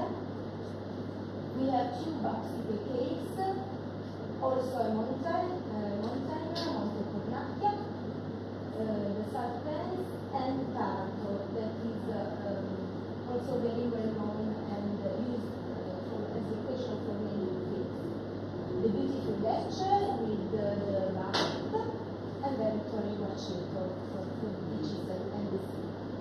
Some of the most important things that we hosted in the last years, 007, Hotel Die, an international TV series that is on Paramount Plus, that will be back, La Ruta del Tempo, and then these are Italian feature films, La vita davanti a sé with Sofia Loren and Film, Comandante, who was at the Venice Film Festival in competition 2 years ago, and here you have some Italian TV series, Satellite, the famous Lolita D'Agosto, and Milano Cinema. So thank you again for your attention. If you have any questions, thank you.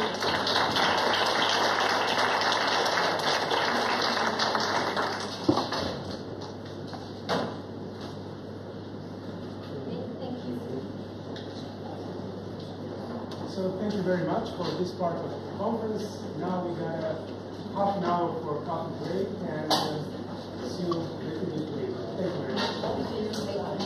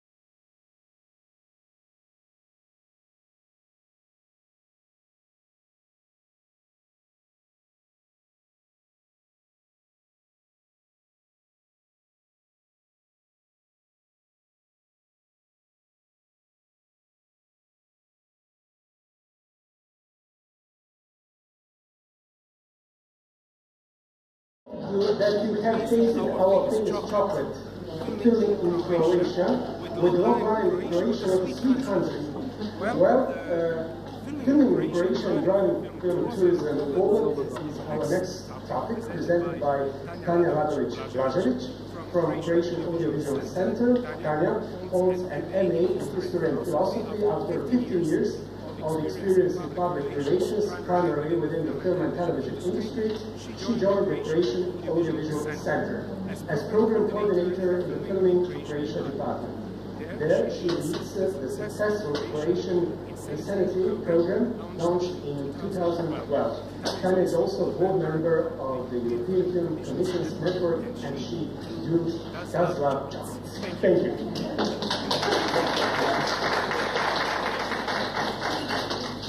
Thank you, Marco, and thanks to Eastern Cultural Agency for inviting me here. So, first, we will see a short video about projects that were filmed in Croatia, so you will get a picture. Thank you.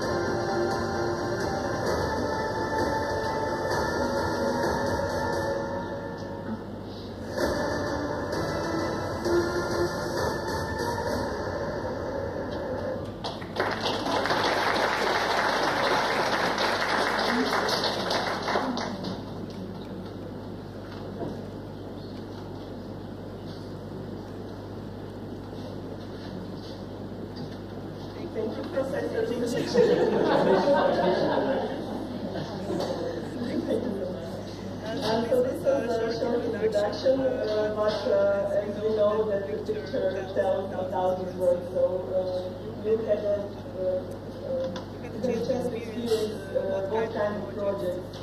First filmed in Croatia during a period of over 12 years. So first I'd just like to say a couple of words of Croatian Audiovisual Center, which is a national film fund. And we have a public call for Croatian films and minority co-productions, which is a collective support, and we support projects from development through production to distribution for all genre films.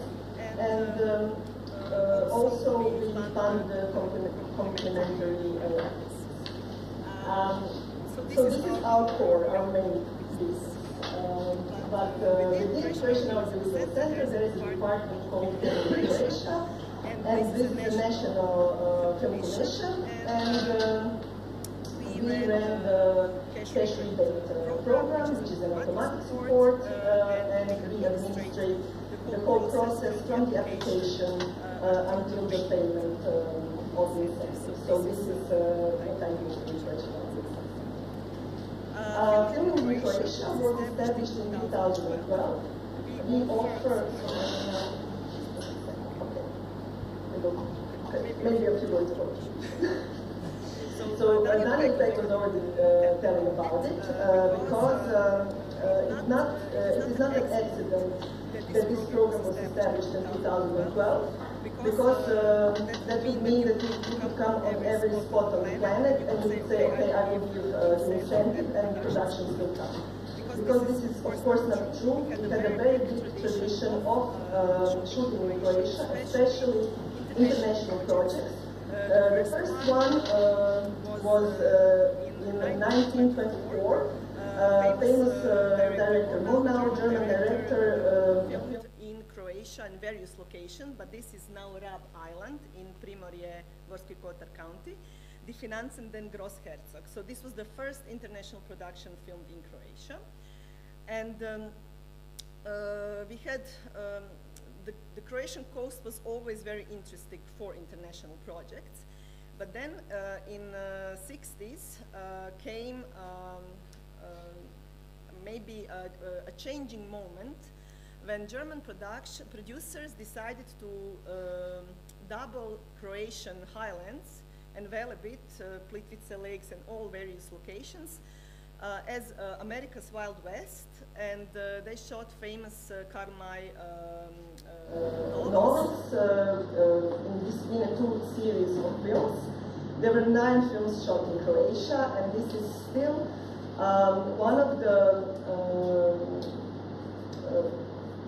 most appealing tourist tracks in Croatia, especially for people from Germany, who grew with this film and they want to visit all the locations, for example, the Planica National Park and sites like that. After that, the big Jadran studio was built in Croatia, and that film studio fostered numerous very good crews and film professionals. And films like Sophie's Choice, like Orson Welles' Trial, like Fiddler on the Roof were shot there. So these people who were really professionals helped us start the program and introduce international production back to Croatia after, of course, the war and the big pause. So a few words about filming in Croatia. As I said, it was established in 2012. We offer 25% cash rebate and an additional 5% for productions in below average development. Actually, in 2012, we started with 20%, and then in 2018, the cash rebate was raised. And we had this sketch about 5 productions in below average development regions.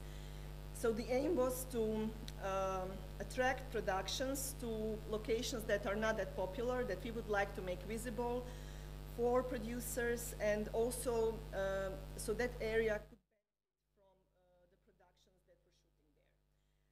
Unfortunately, this is not something that we could say worked as we hoped, because those areas are far from cities, far from equipment, far from where the crews are based. So so it is more expensive to bring everything there. Of course, there are some projects that really use it, like Travel Europe and Netflix, or for example, German project reasoning about rescue from the one speleologist from the cave. So of course they use the cave and this wild nature that surrounds the cave, and they really benefit from this 30%. But the rest of the productions, they still tend to use only 25% rebate and use the locations that are mainly on the Adriatic coast or near Zagreb, because this is the most easy, accessible locations for tourists. So far, we had 139 projects in the program, with expenditure over 282 million euros. So from 2012 until the end of 2024. We paid out so far 59 million euros of incentives. You can see in the table like number of projects and then the expenditure by year. And you can also see, for example, our record year is still 2019, which was a complete boom of international productions. Regarding the Film in Croatia program, this is of course very it was a very good year. Everybody was working like crazy, but that also influenced national productions and their budget. And there was no workforce to work on national films, and the prices of crews went very high. So we realized then that it was really important to have the balance between international productions, big international productions, and local domestic productions, so they can live together, as you say. So because, for example, in 2019 you couldn't find the crew to do national production. But also interesting in this table is, as you can see, that in 2020 and 2021, the days of Corona, we didn't close shootings, and there were productions in Croatia, and Croatia was one of the rare countries that didn't shut down the culture. Our cinemas were open, our theaters, of course, with measures, with everything, and the filming also. It was very complicated. We had like special procedures, everything, but it wasn't shut down. Everything was working. Of course, there was not that many productions, but still people had jobs and they were paid. When we are talking about film tourism, we are always saying this number of tourists, what they bring, how much they spend. But there is also an important thing to say that crews and that the cast and crew accommodation, for example, is a big number within the budget of productions.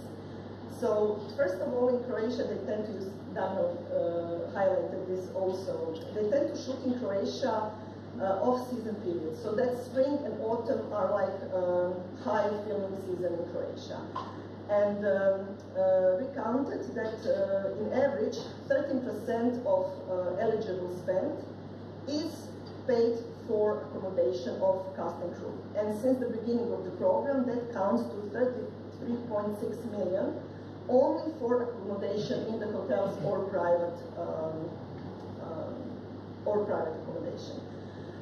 You can see in the table, for example, that 2020 had a much higher percentage, 17.4%, and this is because people could not sleep in double rooms, everybody was sleeping like separately, so this is like, that's why it's high, but usually it's around 30%. So this, and this goes only for the accommodation, and when times were normal, when there was no COVID, and still today, people relax after the shooting, so they spend their per diems, everything in the location when they are. So this is another direct impact of the productions that are coming to certain area in Croatia. I have also put out the number of filming days since the beginning of this program. And also I have to highlight that all the data in this presentation, like in these tables, are concerned only are from projects that were using the cash rebate system. So these are the big projects that were already in the Film in Croatia program. So our record breaker is Split Dalmatia County with 825 days. And then Zagreb County with 720 days. Prihodi Gorski Kotar, very good position, third bronze medal, 534 days. And Istria County also very good with 491 days of filming. Dubrovnik is at 5th place with 265 filming days from 2012 till the end of last year. So you can see that except Zagreb, only this coastal area is practically used for locations. We were hoping when introducing the additional 5% bonus that we would attract productions to Slavonia or Baranja or this continental part of Croatia that would really need a boost. But it was just, in the program, we had not a single one production in this area. There were, of course, Croatian films filmed there, and they are filming all the time. They have, for example, in Osijek, very vivid audiovisual community, but international production just like avoid that area, no matter if we use even additional this 5%. There were, of course, a lot of talks about Game of Thrones today, but as this study that was done by researchers College Jilic and Reher in 2016, which covered these years from 2012 to 15, it just showed the numbers we could work with and we could use for additional studies. So in this period of, let's say, 4 years, they had 245,000 more tourists in Split, Dalmatia, and Dubrovnik, Neretva counties, with more than 1.4 million overnight stays and 125.9 million expenditure that already mentioned. But based on this study, Croatian Audiovisual Center did a study about the impact of filming in Croatia on economics and tax system in Croatia. And this study was published in end of 2019. And they calculated, based on the research by Kalec, Žilić, and Reher, that from 2012 until 2019, 380 million euros is the direct impact on tourism of this production. So there were 4 seasons filmed in Croatia within the program, season 3, 4, 5, and 8. But what I would like also to highlight is that the direct production spending from all these 4 seasons, from 2000, we had 12, 13, 14, and then 2018, the last finale, they spent in Croatia around 12 million euros. So this is their direct spending of the production, and we paid them out 2.4 million incentives. And for 2.4 million incentives, we gained 380 million impact on tourism. I think these are the numbers that, I mean, that's why we are all talking about it, because it is so significant.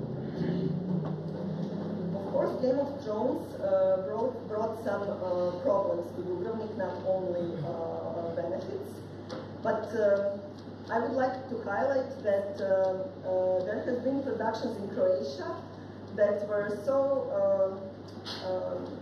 that were done maybe in a different way, and Mamma Mia is example. So first, a little 3 steps back. In 2008, when the Mamma Mia first film was shot, of course in Greece, because the story is based in Greece. And when the film was a big hit and everybody knew there will be a sequel, hoping for it, and when the sequel was announced, and they said they were doing it in Croatia, it was a big crisis in Greece, because as a friend of mine would say, that boat has sailed to Croatia. What happened? Greece at the moment didn't have an incentive program, and Croatia did. And this was, of course, money is always a big issue with productions. So, that, of course, this was a very strong argument for them coming to Croatia. But also, the producer of the film was prior visited the island of Greece, and he fell in love with the island, and this is also another reason why they came to Croatia. And the whole situation resulted with that the Greece introduced the cash rebate program, and now they go up to 40%. So, of course, they did not. For them, it was a bad thing that Mamma Mia came to Croatia, but at the end, they introduced the incentive program. It is a very good program, competitive, offers more, for example, percentage than Croatia, and they really developed industry, and also not only foreign production, but also national industry since that time. Mamma Mia was, of course, a hit, but there wasn't millions of tourists coming to visit, because of course it's such a small island, but it's not that, it didn't become that popular because it is a different fan base than Game of Thrones. Game of Thrones, they have followers, and this is just a feel-good movie that you would like to visit Greece maybe someday, but it's not that you have to go. It's not that kind of passion. But for example, even now, this Mamma Mia was filmed in Greece in 2017, premiered in 2018. Even now, in Greece summer cinema, every week they show Mamma Mia, and every week it's a full house. So these are the small summer cinemas, open-air cinemas in Greece and Croatia, which are always full house when this film is screened there. So it's a very nice story how the local community and lives with the film. And also when the crew was there, they were so they said it was like a vacation, really, for them. They were so thrilled. They came even to Pula for the big premiere in Arena, because it was the premiere of the film, the world premiere of the film was in the same time as Pula Film Festival, and the big premiere was here in the Arena, and then they had special screenings for locals with the cast and crew in this, and so that was very nice.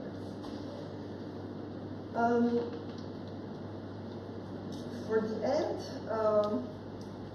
I put the title of this slide, Challenges and Opportunities.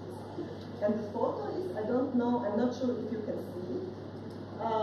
There is a nice beach on the island. This is a nice beach on the island of Krk near Old Baška town. And there is a house, if you can see on the rock. So this is the Richard's safe house from the season 3. It is featured in the official trailer because they shot only one day on this island, and the preparation lasted for more than 3 months because they built the whole house and then they had to burn it down because it's in the story, of course. And I have never seen it was maybe 2 articles in Croatia that this was a filming location of Richer. And Richer they have a big fan base. So it is, so I was always curious to see why didn't this location attract that many tourists as Dubrovnik. So it's always important to you because Dubrovnik was involved in filming. Their tourist organization was involved with actors. They did promotion videos. They really wanted to take this chance because Game of Thrones was there. And I didn't notice that the same thing happened in Krk. And this is where local film commissions can do a lot. And I know that for example, in Croatia, we have 6 local film commissions. Some are based in towns and they're only, their jurisdiction is only like city of Zagreb, not even the whole Zagreb county. While the others have the county jurisdiction, like Istria or Kvarner, who are with us here. Dubrovnik is not official film commission. It's a very strong community that are doing a lot, but it's not an official film commission, so we could say, okay, there is a film office in Dubrovnik. There is an office in Varaždin also, which is not for the county, also only for the city. So it's always hard for this local offices, like if they are not in jurisdiction for the whole county, it's hard for them to promote the locations, because, you know, the borders are not like this strict. You know, there is film and productions are like live elements, and it's not that they will follow the borders of a county or town. So it's important that we all work together, and Croatian Audiovisual Center and its data is always, I mean, this is a public data, and we share information, we love to share information. Not at the beginning when we are obliged with the NDAs, not at the moment of the shooting, but afterwards. We can say, okay, yes, this was shot in Croatia, this is the location, you can check it out, you can see what happened there. And so for me, I put this picture here because I think it was maybe kind of missed opportunity, and like a place from we could start to think what we can do together. When you're talking about original locations, and that Croatia needs to be featured more as an original location, that's of course possible with stories and projects like new art house movies, for example, with European production, or of course domestic movies, national movies, or minority co-productions. But when you have this imaginary world, where could you put it in, like, where is this situated? Where are the towns of Star Wars situated on Earth? Nowhere. So you have to attract that kind of production that have big fans and these passionate followers that will want to go to your country and explore it. Of course, we would like to not that all tourists come to only to Dubrovnik. We would like to, you know, show them the whole country. And of course, for example, Witcher, this is a Polish story. I mean, this is a Polish author who did the novels. And Witcher was not filmed in Poland. And I have a fellow Polish film commissioner who said, okay, I'm going to kill myself. They're going everywhere, even in Croatia, and not in Poland. And this is our story. So it's not, it's not that simple when it comes to production, because, you know, they have to decide what is best for them and how could they do it to not spend that much money, but also for everybody to be excited about the project, and that everything works out great at the end. I recently read like data from Expedia, which are the hotels, the hotels.com and Expedia Group, hotels.com and some other platforms they operate. And their prediction trends for travelers in 2025 says that 66% of people who travel decide on location influence in one or other way with movies, TV shows, series, and they choose location because they were influenced by this content. And they invented like 3 or 4 years ago the set jetters like phrase, and based on their data, which is pulled out from their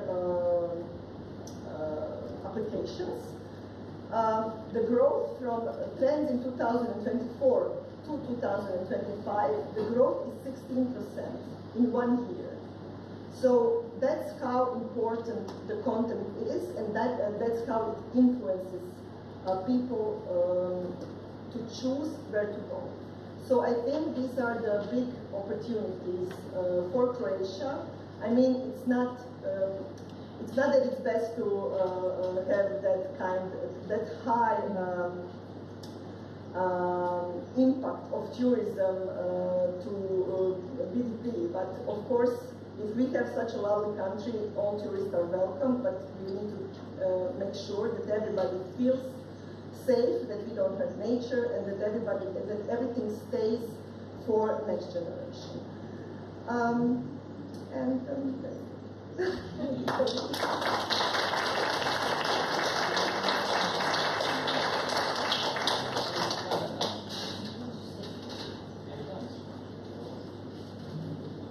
Thank you very much, Tanya, for these pleasant presentations. And don't forget, more chocolates, more films. Be better than Switzerland. Well, our next topic is Istria Goes Green. Don't worry, it's not political issues. It would be with title Istria Goes Orange, but it doesn't. So, well, our next presenter is Morana Itić-Omljenović, Croatian producer and author with 25 years of experience in the audiovisual industry. Her debut film, Naked Soul, was screened at the prestigious Sundance Film Festival in 2001. Most recently, Morana produced The Golden Thread, which was named the best international film in India a year ago. For a decade, Morana led the documentary production company Fade In. She actively collaborates with the Creative Europe Desk, Media Office in Croatia, Croatian Audiovisual Center, Eastern Cultural Agency, and Eurimage, and of course, her favorite color is green. Morana, please.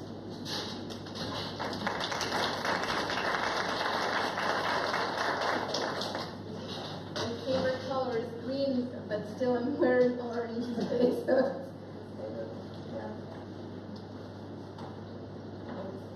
Well, thank you, Boško, for this lovely introduction. I am basically, and most of all, I am a producer and a filmmaker. And I've been working as a producer for 20-some years, and also as a sales agent and a position manager on an Asian market for a London company. So I've learned a lot about how we producers work and operate, and how we build up our artistic visions and production infrastructure. That's why, and being also part of some commissions, I developed a sense of curiosity of how we think about creative ideas and how we prepare our projects, and that's why I kind of naturally turned to look of the lack of sustainability visions and sustainability strategies and in the film productions that we do. Working at the Academy of Dramatic Arts in Zagreb, we tried to empower our students to do student productions in a more sustainable way, and we came into realizing that building sustainable productions is not something outside in the realm of the unknown, but that we're doing it every day because of lack of fundings, because we reuse, we recycle, we ask, we borrow, we don't buy if not necessary, and we tend to look after each other because we are small groups of individuals who know that we need to feel good in order to function better. That's why I know in the recent years I've been investing in my own empowerment and learning a lot about sustainable production within the Albert system, within the Green Film system, and with my colleague Tanya actively working at the Eurimage Working Group for Sustainability, trying to drink in the knowledge of the more experienced cinematographers in Europe and wider. The Eastern Film Commission and the Eastern Cultural Agency was one of the first public bodies that recognized the importance of this issue, and one of the first instances that were like really open to hear and to understand the wider impact of filmmaking in a community and the wider impact of our industry, not only in the environment but in the social context of producing. that's why we started introducing the sustainable element in a program we developed together a couple of years ago. It was called Distribute This, but it was basically a program that tailor-made for producers that addressed the preparation phase of a project, how to prepare the project for national or international audiences, how to think outside the box in terms of financing. And in this instance, we introduced, how to prepare the project to be more sustainable in terms of environment, but also in terms of the social impact and the economic impact of the location. You can see here that Trentino Film Commission was one of the first on board, and they understood the importance of nurturing the smaller filmmaking communities such as ours, to invest their knowledge and to invest their time to empower our filmmakers and our fellow co-creators and producers to wider their own scope of doing and of influence. Then after this this set of workshops, we did a targeted event. It was called the Green Film Weekend in Istria, where again people from the Creative Europe Media Desk in Croatia, our lovely colleague Martina Petrovic, and also the colleagues from the Trentino Film Commission and the Green Film Institute were there to answer questions from local producers. We introduced the sustainability factor in a very low-key mode, like really in a natural way, trying to see what works for us and what doesn't, which was, I think, really a good starting point to just inspire people to see what they can do with their own productions. But then we thought after this weekend that we need something tangible, that we need something to give away to the community, to help them to shorten the period of research. Because when I started researching sustainability, there was a lot of information, but from my point of view, not really any place I could come and see everything on a clear way. I had to, research a bit of pieces there in Finland, a little bit of pieces there in the Trentino or in Ecoprod in France or whatever. It was not clear to me, and it took a lot of time and effort and a lot of resources actually, and money at the end of the day. So we decided, Alexandra, our colleague, and Valentina, and the good people of Istria and Mr. Torbica also were open to start a pilot project to say, okay, let's see what we have, in Istria, in what knowledge do we have, and then take it in one place and put it in a platform to be to grow and to change and to have people access it in a more easier way, and to upload their own experiences and case studies and whatsoever. We kind of imagined this perfect way of working.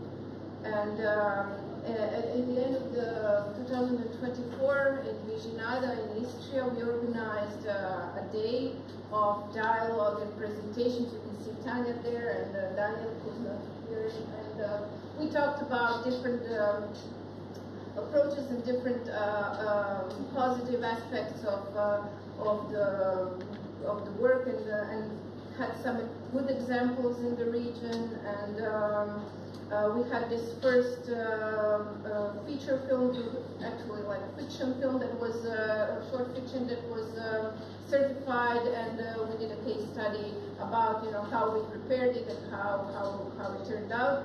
And that was the point that we realized that we need to show something more, and we announced there that we will launch a program that's called Istria Goes Green, or Istra Snima Zeleno, that was something as a marker and a timeline of things that we said, okay, this is the starting point of the idea, and we will work on it a little more. The outcome of this work is a pilot project called Who is Who on the film canvas of Istria. Or film screen in Istria, maybe better. It was a pilot project that's basically a dress book, something like the little black book that the Croatian Audiovisual Center has, but with a big difference that there is, like you can see these green leaves there. These are the productions or the services that in the segment of their work they do something sustainable. So we wanted to give them an applause. I mean, we wanted to give them credit for what they do, but we also wanted, somebody who wants a green partner to have an address book and say, okay, I have this set designer who works only with sustainable materials and so on. So this was basically the idea.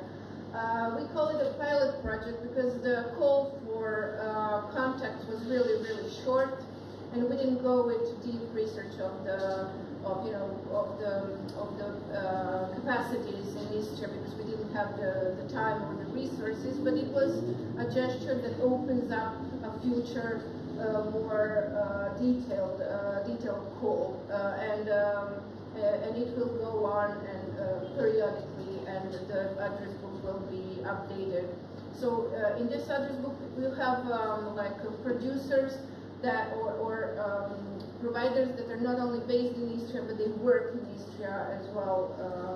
So you can see people from outside of the region also in this address book, but they have a great portfolio in Istria. You can download the pilot from this barcode here. But if you noticed outside the room, there is a small sticker with this heart on, and has a barcode on the back of the carton. Yeah. Okay. So there is a barcode that will lead you to all the materials that I'm presenting today. So basically, this is a green address book, I would say. Another step that we took in terms of the Istria Green Initiative is to gather basic information about sustainable production and put it in one place as a bullet point leaflet. Basically, it's not a book. I think it's too presumptuous to say it's a guide. It's more like a scribble. Okay, it's more like a scribble. But it covers the basics. It covers the catering and the craft on set. The do's and don'ts, and the different things you can do, like the tips and tricks moment. It covers the energy sector in terms of, different things that we have available in Istria and Croatia in terms of green energy.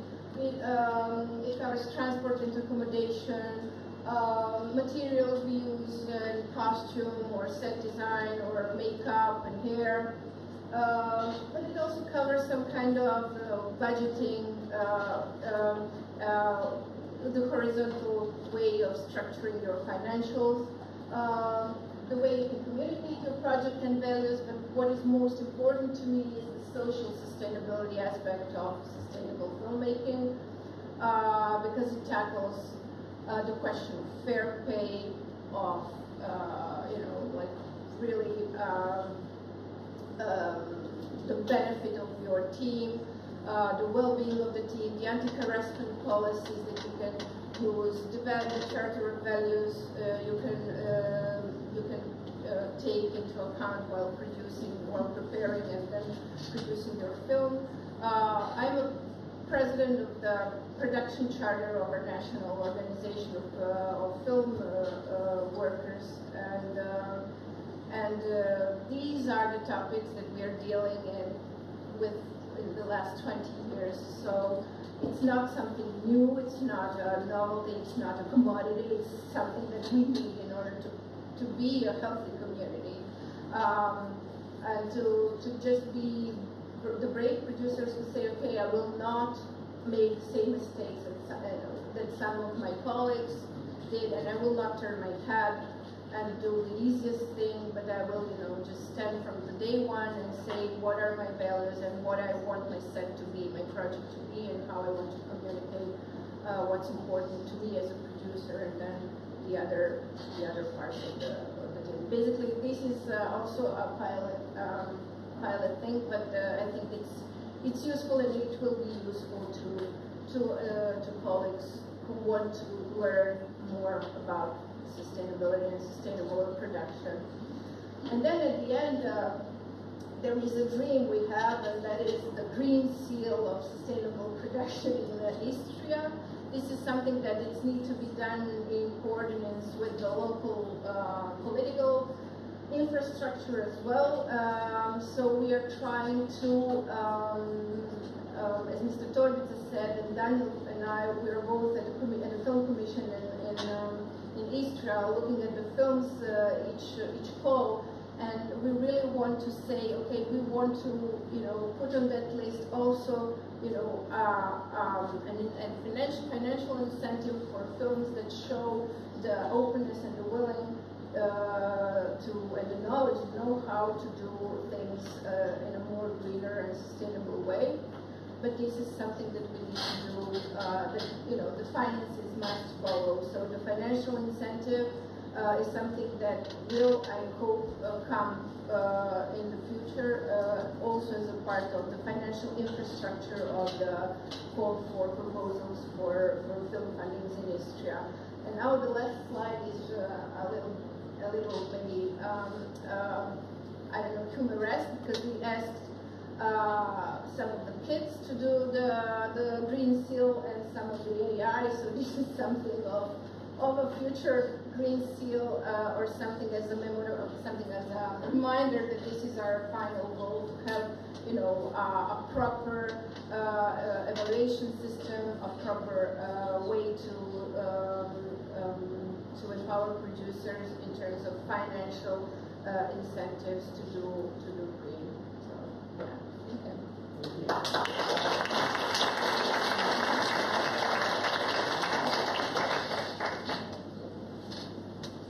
Thank you very much, Morana. I do hope that new film about the Incredible Hulk will be realized here in Istria. It always goes green, so good luck.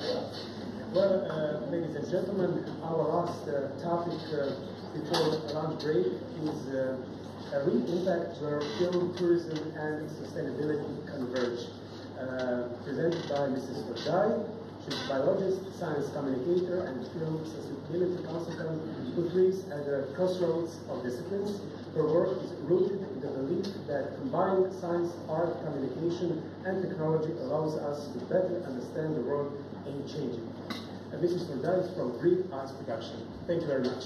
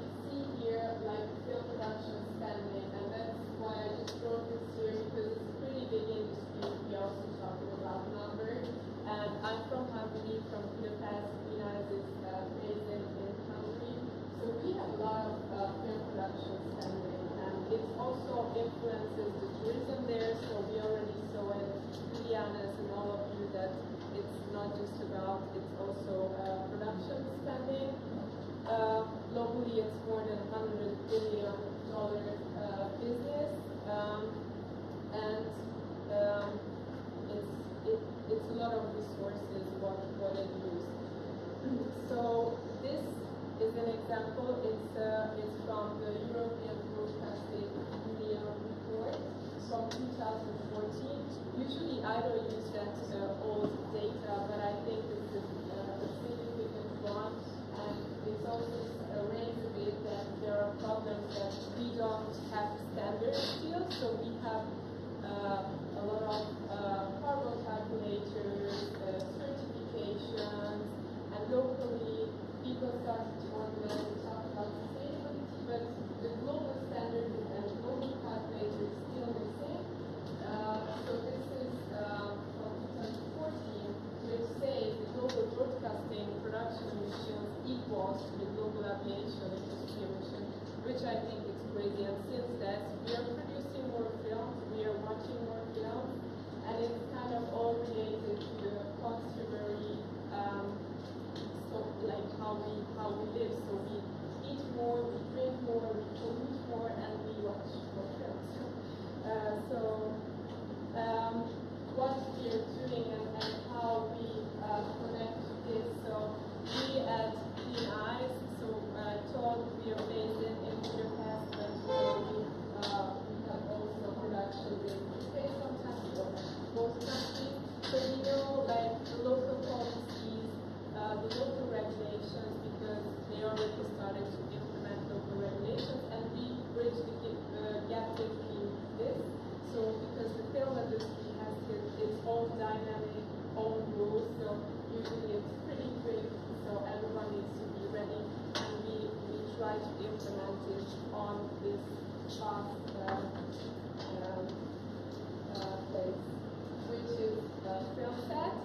So I think most of you know how film set works, but I just wanted to show you and to see like it's kind of like a small fast-moving city, or you could also say like a traveling circus, because a lot of people travel from each place to another one.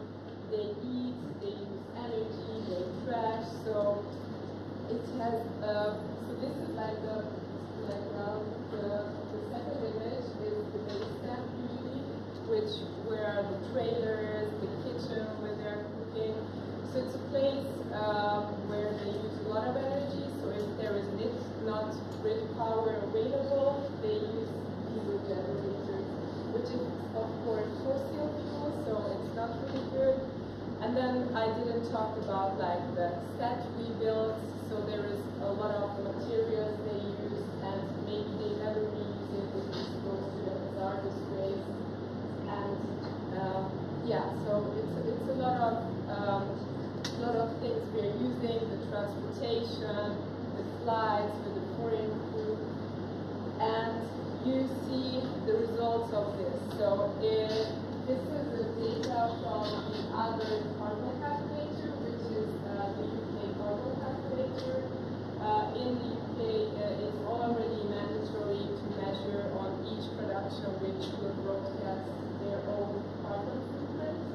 And I think it's really good thing to measure your data, to have these from your own industry numbers. And this is the average tentpole production, and tentpole is like a big movie production, a blockbuster, and it's 2,840 tons CO2 emission, which is like almost 12 trips to the moon from the Earth.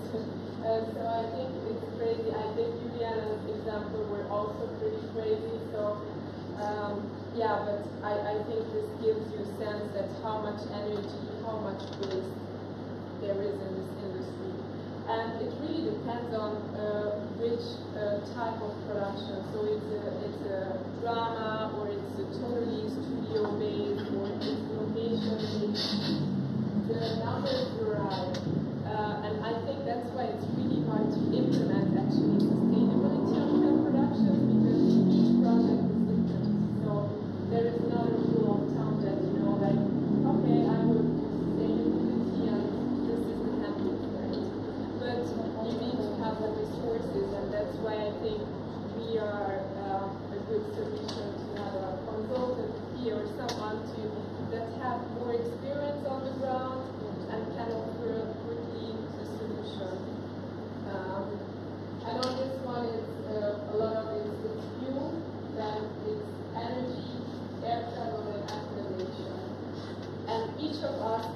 tackled when we start early enough. This is another number used per episode, how it works. And I just show you some of the work we did so far. Those I'm really proud of two things, which was the Oscar-winning film last year, The Yorgos Lanthimos. And there were like a lot of set builds.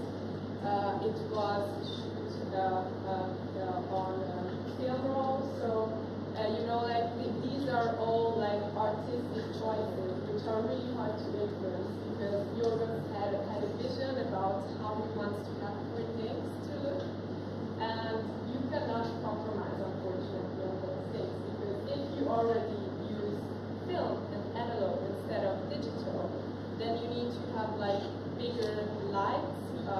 It consumes much more energy, and the good thing was that we were based in a studio, so you know, like if it were be on location, we probably had like 200 kilowatt diesel generators working all the time, which is not really sustainable. So everything's already started at the beginning, you know, like at script stage already to all those things influence later on sustainability choices. And these are mainly our tasks, what we are doing. Did you ever work with a sustainability manager or assistant before? Then I might just answer those. Like the best optimal thing is when we start as early as possible.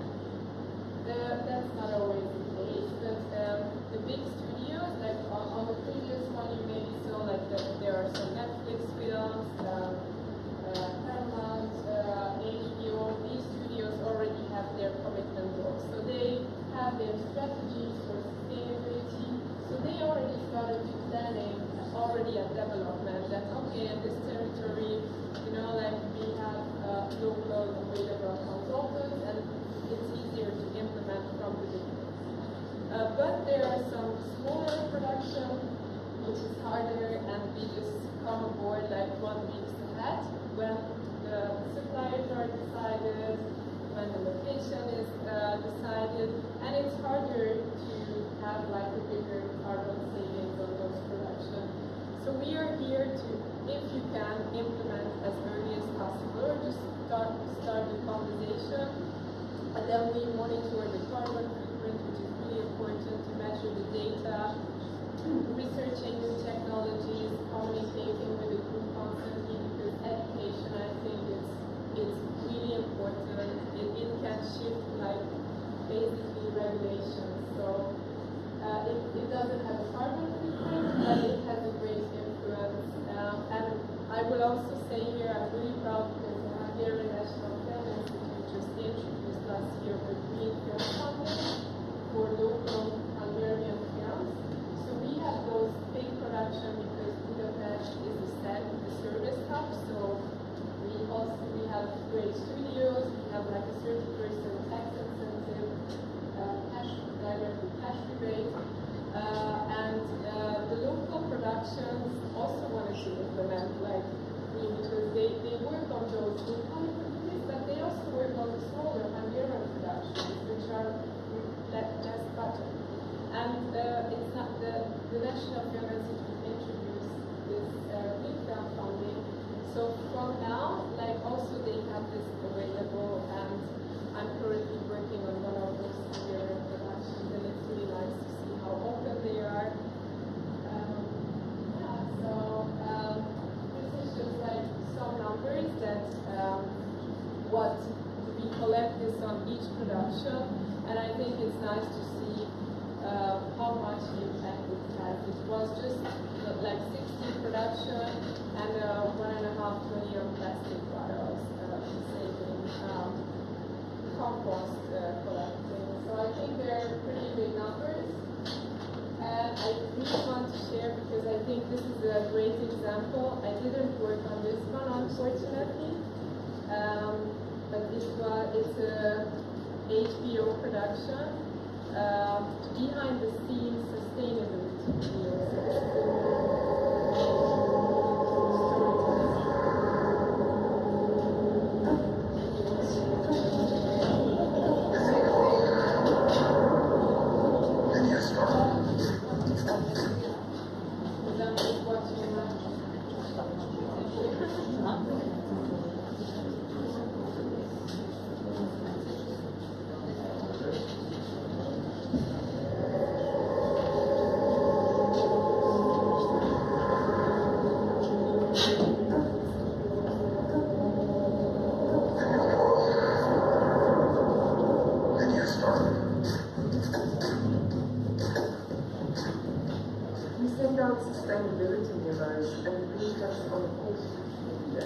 We managed to save almost 500,000 bottles from going to the landfill site.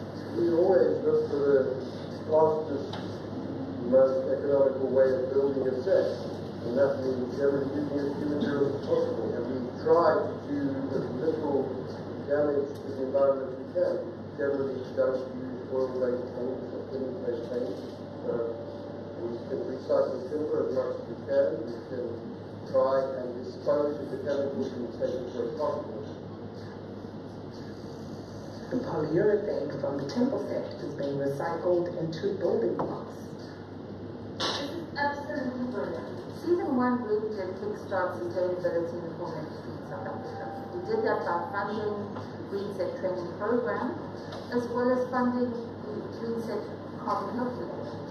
We've been able to reduce our carbon footprint by 3D printing molds instead of doing the old mold making method of base sculpting fiberglass molds.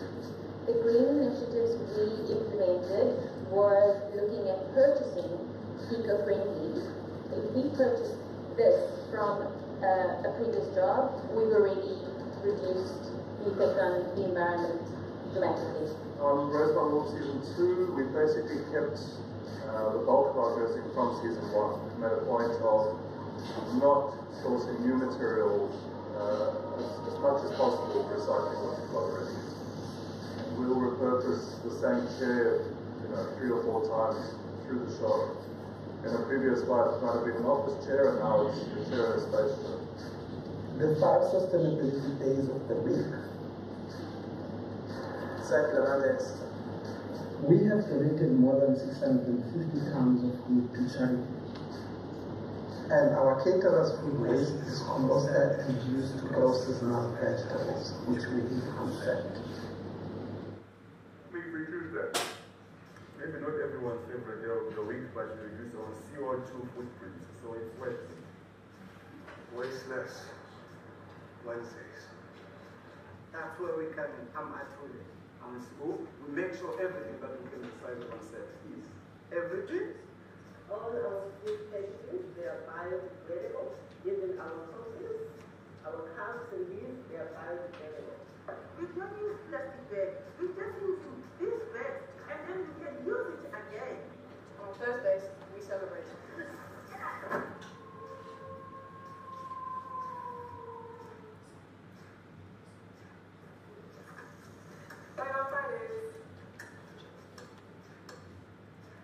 These trailers have been built with saving energy in mind. We try to plan logistically so that we don't do a lot of driving. The 3 bins that we've got around the place, encouraging people, the information that's out there, it's everything a lot of us have been hoping would be implemented, because it's not something we can sweep under the rug any longer, the amount of waste that we produce as a planet but also as an industry. Composting, green waste, eco-bricking. We now implement this stuff at home, and a lot of our teams have taken it from the office and into homes, which is exactly where I think we need to be. This is everything that we undertook. These are the specifics of the initiative, and here's what we achieved when all was said and done. Not only giving Green Set a thumbs up, but wanting to really be able to take what's been accomplished here and use that as an inspiration of other productions that we do elsewhere, but point back to the success that's been achieved here and say not only it's possible, but it's essential. generation that really felt the impact of climate change. We're also the last generation that can really do something about it. Every single thing we do makes a difference. It just depends on how much of a difference you actually want to make. Every choice that's being made by this production team and by the initiative that's here, not only I think it's important for us to unify how we're going to exist in the hours that we're working together, but hopefully taking those habits home with us and then imparting those habits on our loved ones to our children. All it takes is a greener choice every day. The future of the planet is in your hands. So what are you going to do with it?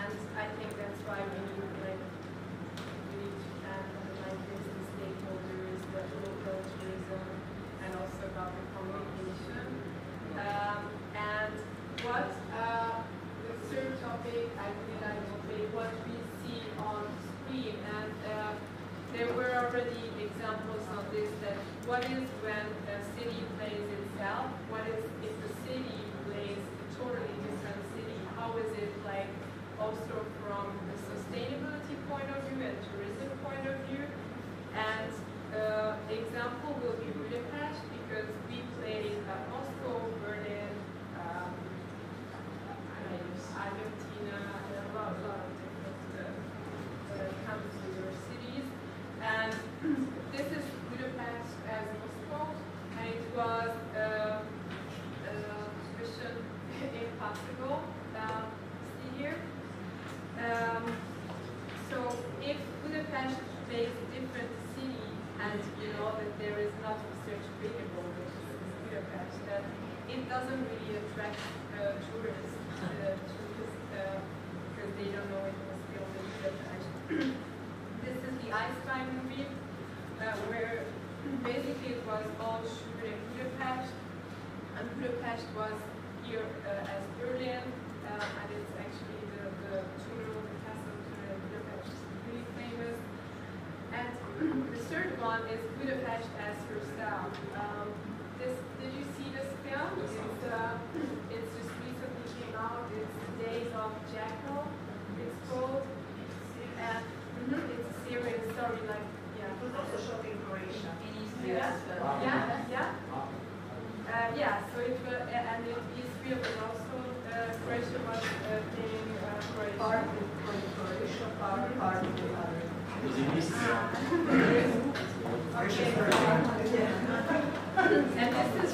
because I had a conversation with a local Hungarian tourism agency, and they told like how they could influence like filmmakers to make Budapest, and the screenplay Budapest. And you know, I think it's a hard thing because even filmmakers or creative are hard to influence to just like be sustainable, and then it's kind of like a creative choice. So also is it not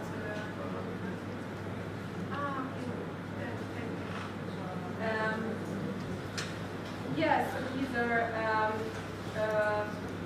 examples about the city playing different cities, and this is like Mrs. Paris, Mrs. Harris Goes to Paris. It's also true that it was a film in Budapest. So what I didn't talk about is what the environmental impact being another city. So imagine Budapest is played as Moscow, so you need to change all the plates, the street plates. So it's a lot of materials you need to use, imported crops, imported vehicles. So it's much more heavier environmental-wise. And I'm looking how much time. Yeah. So I left like a final quote, and then I'm really happy to also tell some other stories about the film, or if you have a question. So imagine if every film left solar panels, not trash, or train locals, not frustrated hosts. So yeah, I think everyone wants to have films like this and locations like this. And I ask you if you could change one thing about how films are made or how destinations are treated, what it would be. So what would you change? Sustainability, tourism-wise, so you can say whatever you feel. So I'm just asking you. Or maybe it's a too complex question lunch break, but it's just like a thought thinking. So whatever you feel would bring us a step. Perfect for our final discussion.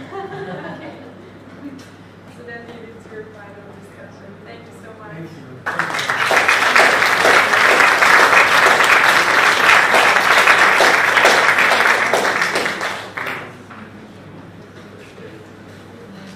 There are so many great productions in Hungary. I do hope that after Hungary, Alien and Nosferatu will visit Croatia, because we are perfect for the monsters of every kind. So please welcome. And congratulations for a great presentation. Leonardo DiCaprio will be impressed, because he goes real everywhere. Thank you. Yeah, thank to all our panelists, and thank you, dear audience. After the lunch break, we got a final discussion with our Professor Boris, and please be back here for an hour. So enjoy the meal and thank you very much. Thank you.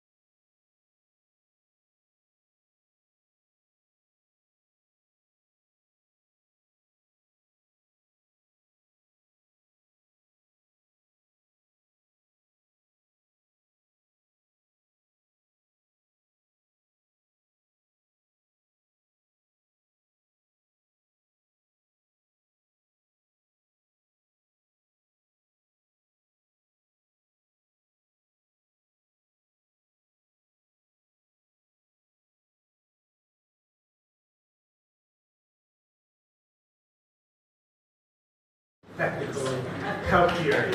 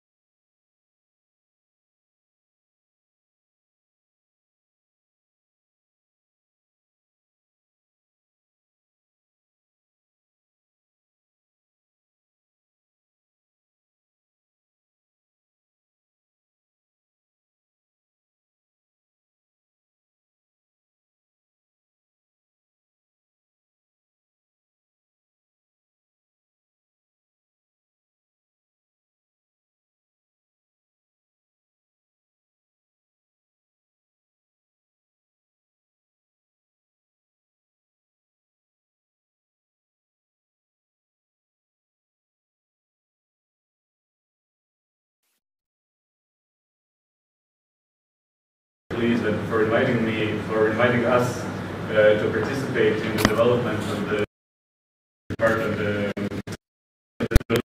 project.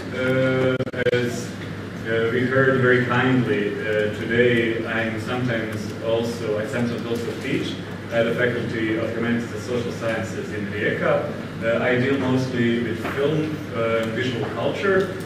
Some of my recent interests lie in film festivals specifically, although most of you here are people that are more practical than me, and I say that to the utmost jealousy.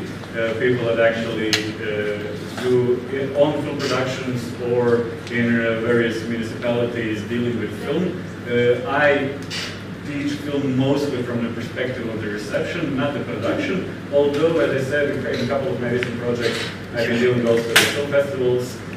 Maria Katalinic, on the other hand, also a partner in the project and the study, is also, has a PhD in film, in documentary film, but has more, I would say, practical experience, and I believe she will be a great addition to the study. You being also dealing with culture and being manager in culture currently in Amsterdam. So before we go into the short discussion, if you would like a couple of words to present yourself to the audience, I don't want to be the one giving you schlagwort when it's not needed. Thank you very much, Boris, for this lovely introduction. Everything's spot on. So as you said, I always think I have two paths in life. One is a more managerial in cultural production in EU project, and this is also why I'm a part of this study, because of this, EU projects are, as I say, a special circle of hell, and but somebody has to be there to do it. Then at the other side, which is more academically affected towards filmmaking. So I have a modest experience in film productions, and so this part of the experience comes into the conversations, and I was thinking what everybody was presenting today, and I will get to Boris more feedback. I was very sorry for not being able to join you, but hopefully at some other occasion. And what I wanted to say is that productions are a very specific, those who have worked in film productions know what I'm talking about. It's a specific world that isolates you to produce something, and it's more like a Baustelle than, you know, as a cultural theory thing, this creating of a fantasy, hard work. And so, specifically when talking about this project, film and tourism, and how there's two different layers. One is, you know, the rational, what is actually possible in terms of sustainability, development, and investment. And the other one is more ideological. Ideological in the sense of like, what we would love for it to have, because productions, as I said, have very specific time and money constraints that need to all be taken into account when executing. So would just love maybe to open up the panel for you right now to share your expertise, to hear about it, and then take this all into account when finalizing the study. Great, thank you very much for that. You'll be here with us for the next half an hour. If you have anything, if you can hear us okay, and if you have anything to add, please unmute yourself, shout, whatever, we will give you the space. Now I'm just going to sit down because this is kind of awkward, especially for a janitor to be involved. So I'm going to move. Okay. So thanks again. I think it's wired, so I think this is okay, look at this mic. Don't worry about it.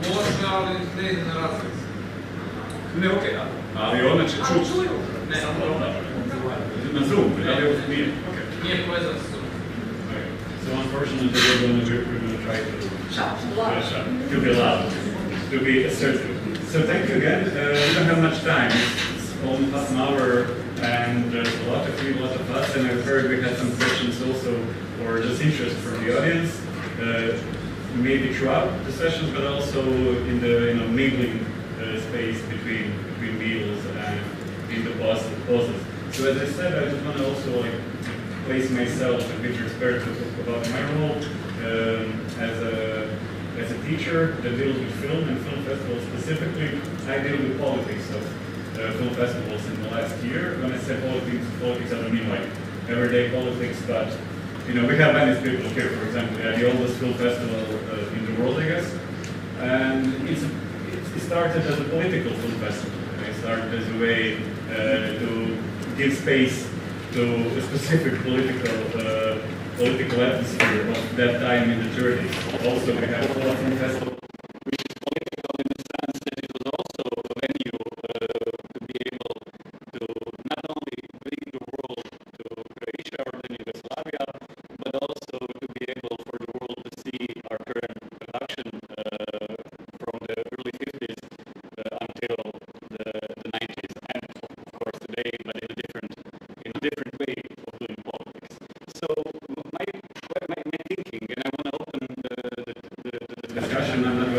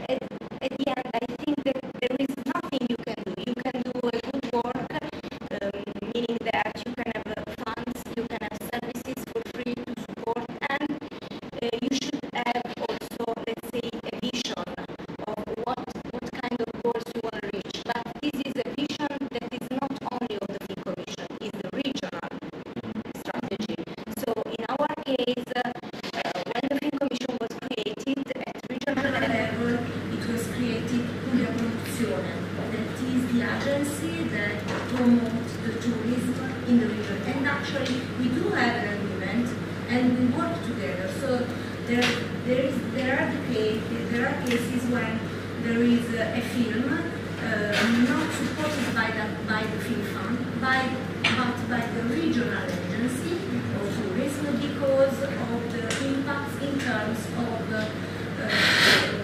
we say in Italian, ritorno di immagine, in terms of pictures, images, okay? So, and actually we work together to have this growth. And then at the same time, there is a third agency that works on, let's say, cultural level, like the Eastern Cultural Agency. And we do work all together because there is, let's say, a regional strategy to improve all the sectors. So I think that this could be a effort to have a growth, let's say, in all these different sectors.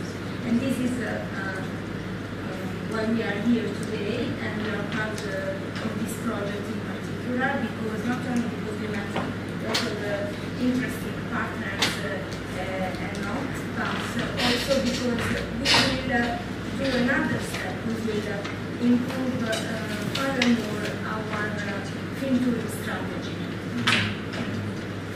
Thank you. If anybody this is not a cross-examination. If anybody wants to say anything also from the audience, please say so. I'm also I'm here thinking, I'm here almost like a nerd trying to make notes, but for me to be able to actually think about it afterwards. So I really thank you. It's not just a protocol thing that I say thank you for being here, but I'm learning also from us in a way that, from each disciplinary perspective. So thank you for that. Yes, why I ask that, because not only two-sided going challenges between the one side municipalities. We've been hearing about, you for example were saying about the 5% of add-on to the underdeveloped regions or less developed regions in Croatia, and how it's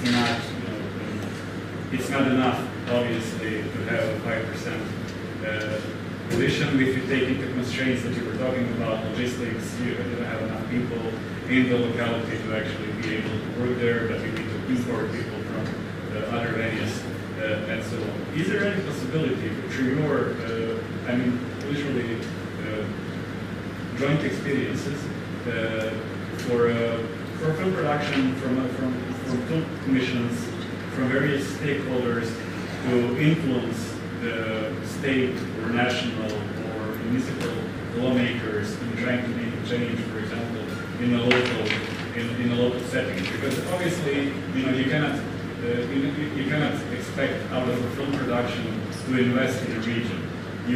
The most you can do is try to make the best case possible for them to visit through maybe higher pay for the people in the underdeveloped areas and so on. Local maybe municipalities or lawmakers need to make those decisions. Did you have any positive experiences in that regard? They were talking a bit at the beginning of the day, Liliana, also with that, in that kind of genre, how to actually enact positive changes from the film towards the governmental level. Do you have anything positive to share in that regard? Well, since you are looking at me, I think what you might have taken away from my attempt this morning was to create a kind of meta perspective and to exactly not get lonely. Because in my perspective, it's about developing ecosystems, and ecosystems means all the stakeholders, and you might remember the circle graph, where the ministries, the tourism board, where the corporates, the investors, the banks, the startups, obviously the audiovisual entrepreneurs, come together behind the vision that Mr. just mentioned. So it's about developing a shared mindset. And that shared mindset needs to be rooted, deeply rooted in the value system of the region or the country. Ideally both. If you do not have a conflict, perfect. If you have one, sorted. But I think it needs this holistic approach. And in this holistic approach, there is no either or. There is not tourism versus film. There are pull factors. And film, for me, is just one of them. But in Instagram, TikTok, whatever, YouTube, Facebook, kind of message or little video prompts the exact same effects.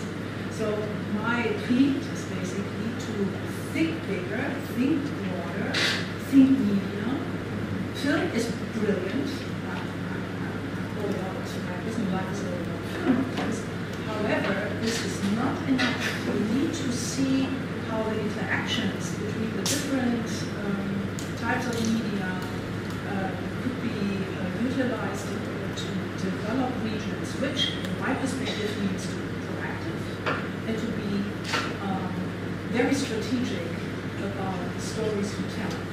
And I am waiting and hoping for the moment that the regions begin to tell their stories, and not the filmmaker goes to a region and develops a narrative in the film, and then people go to see the location. I want a proactive approach in which media, whatever type of media, all the way to games and the TikTok blah blah and the funny dances, if you wish, become part of articulating what Europe makes, what makes Europe so special. And this is not only culture, it's so much more. And all these identities and all these amazing stories. So I think we should reverse the process and give that film context. Oh, by the way, yeah, great. We help you become green, we help you to juggle with the challenges of all the gender-related issues. We support you as film commissions, we support you, we give you everything you need, but you should be part of one cohesive strategy. That's my personal view. Tourism is a part, film is a part, it all belongs together. No, but that's great, thank you for that. I mean, I was thinking when I was listening now to you, I remember there was, I don't know if you ever heard of a big pink wall in LA, which is one of the most Instagrammable walls, Instagram walls in the US. It's a pink wall by the UK British fashion designer Paul Smith, and it's a huge monolithic pink wall in which people just go there to take selfies. They don't know about almost none of them know about Paul Smith, about his like high couture fashion and whatnot. It's when you go there, you see like that dozens people every second trying to line up to make a good selfie, in front of that wall. And listening to you, and reading some literature on that, I'm again, between two strands. At the same time, that wall becomes tagged, and people maybe don't care tagged literature. I mean, digitally. It actually got tagged also with the graffiti in 2018 when some local put a huge graffiti that F your selfies, go home. But they got tagged usually digitally, and it makes an interest also for a brand. But on the side, it's not by intention at first, mostly. So on the one side, I'm thinking about the honest engagement digitally. How much of an engagement online, especially through TikTok and Instagram, is an actual engagement, and how much is like interaction by default.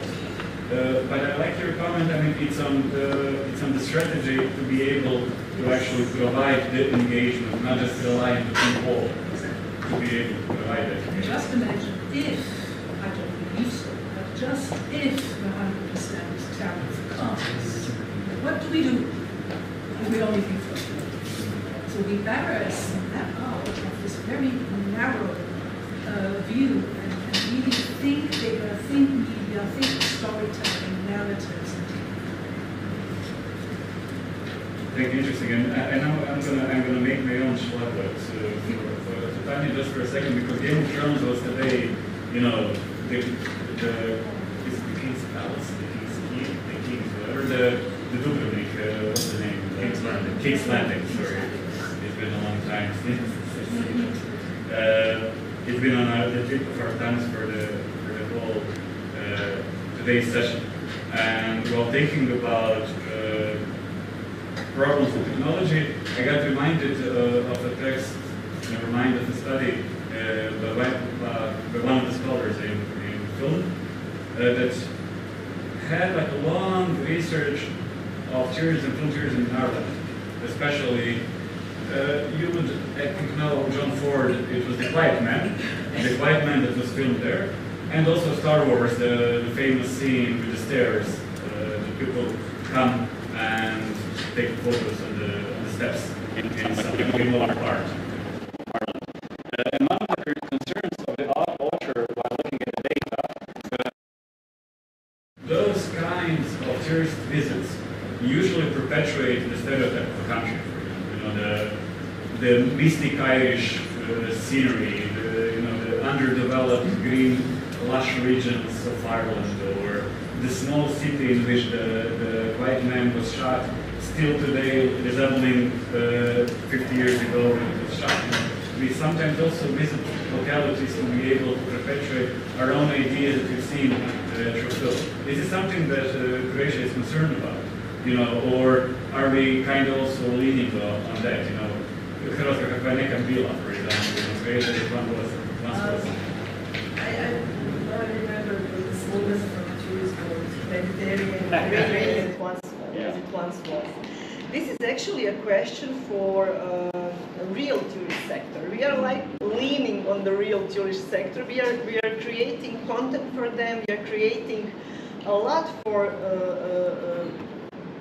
people who are really experts in tourism. And I think in Croatia this connection is sometimes missing, and I'm really sorry for it. And when every one of us would do what we know best, so my job is to secure that productions that come to Croatia really get paid, and this is why this is my part of the job. So it would be great that everybody gives their best and their knowledge and the effort, and then I think it would be we could work better and we could benefit better from it. And regarding the locations in Croatia, I was visiting Police Fortress, like in the time of Corona. My kids and I were doing the Game of Thrones tour all the way. And there was nobody there as it was Corona time. And the locals were telling us, oh, this was like fortress it is a fortress above the city of Split, which was very ruined and not in that good shape. And it's on a cliff, so it's not that easy to reach, because especially in the summer when it's very hot and the tourists are there. And they were telling, after the filming of Game of Thrones, so many people wanted to visit this fortress that they got the funds to rebuild it, to renew it, to restore it. I mean, they would have like, let's say, 200 visitors per week, or 200 visitors in 2 weeks, or in 2 weeks maybe in spring, and then all of a sudden they had 2,000 visitors per day sometimes. So it was like, but they didn't say, oh, this is bad for us. They really, the community started to work on this. This was like a project to them now. And then they called the local producers of honey, of some special food or something like that, to sell their products there. So it was a very good example. It's not Dubrovnik and the stairs that everybody walk of shame, and but it is a very nice story about a place that was forgotten, and then it just blossomed. And I really liked it, and the people there were so like. They're so grateful. They put the production left model of the dragon there. Unfortunately, the lightning struck at one time, so it is half burned. But it's also to sell. It was like an icon there, like they were bowed to this dragon who saved the tower at the end. So it's very nice. I mean I love this kind of stories. So this is why I think that And then, you know, but nothing of that would happen if the local community didn't grab the chance. So that's important. Can I try in few words to add another anecdote to this? You might remember my teasing question from the beginning. You know, how can a small village that is used to welcoming 300 visitors all of a sudden be flooded by thousands in half a year? It is the example of a small village. You know the Pueblos Blancos in Andalusia. So they are white villages clinging on to a mountain. You know, and it's spectacular to see, but they are all white. So Sony was years ago, I mean many years ago, trying to come up with a marketing strategy for Smurf Village. And so they discovered this whatever called village in Andalusia, of course, all white, clinging onto the mountain. They said, yeah, this is actually a good village. So they asked the mayor, how about, what do you think about if we painted the whole village blue? And he will also, let me ask the inhabitants what they think about it. The people were like, yeah, cool. Do they go back to white afterwards? Because of course they have to repaint their houses all the time. So if then Sony does the job, why not? You know?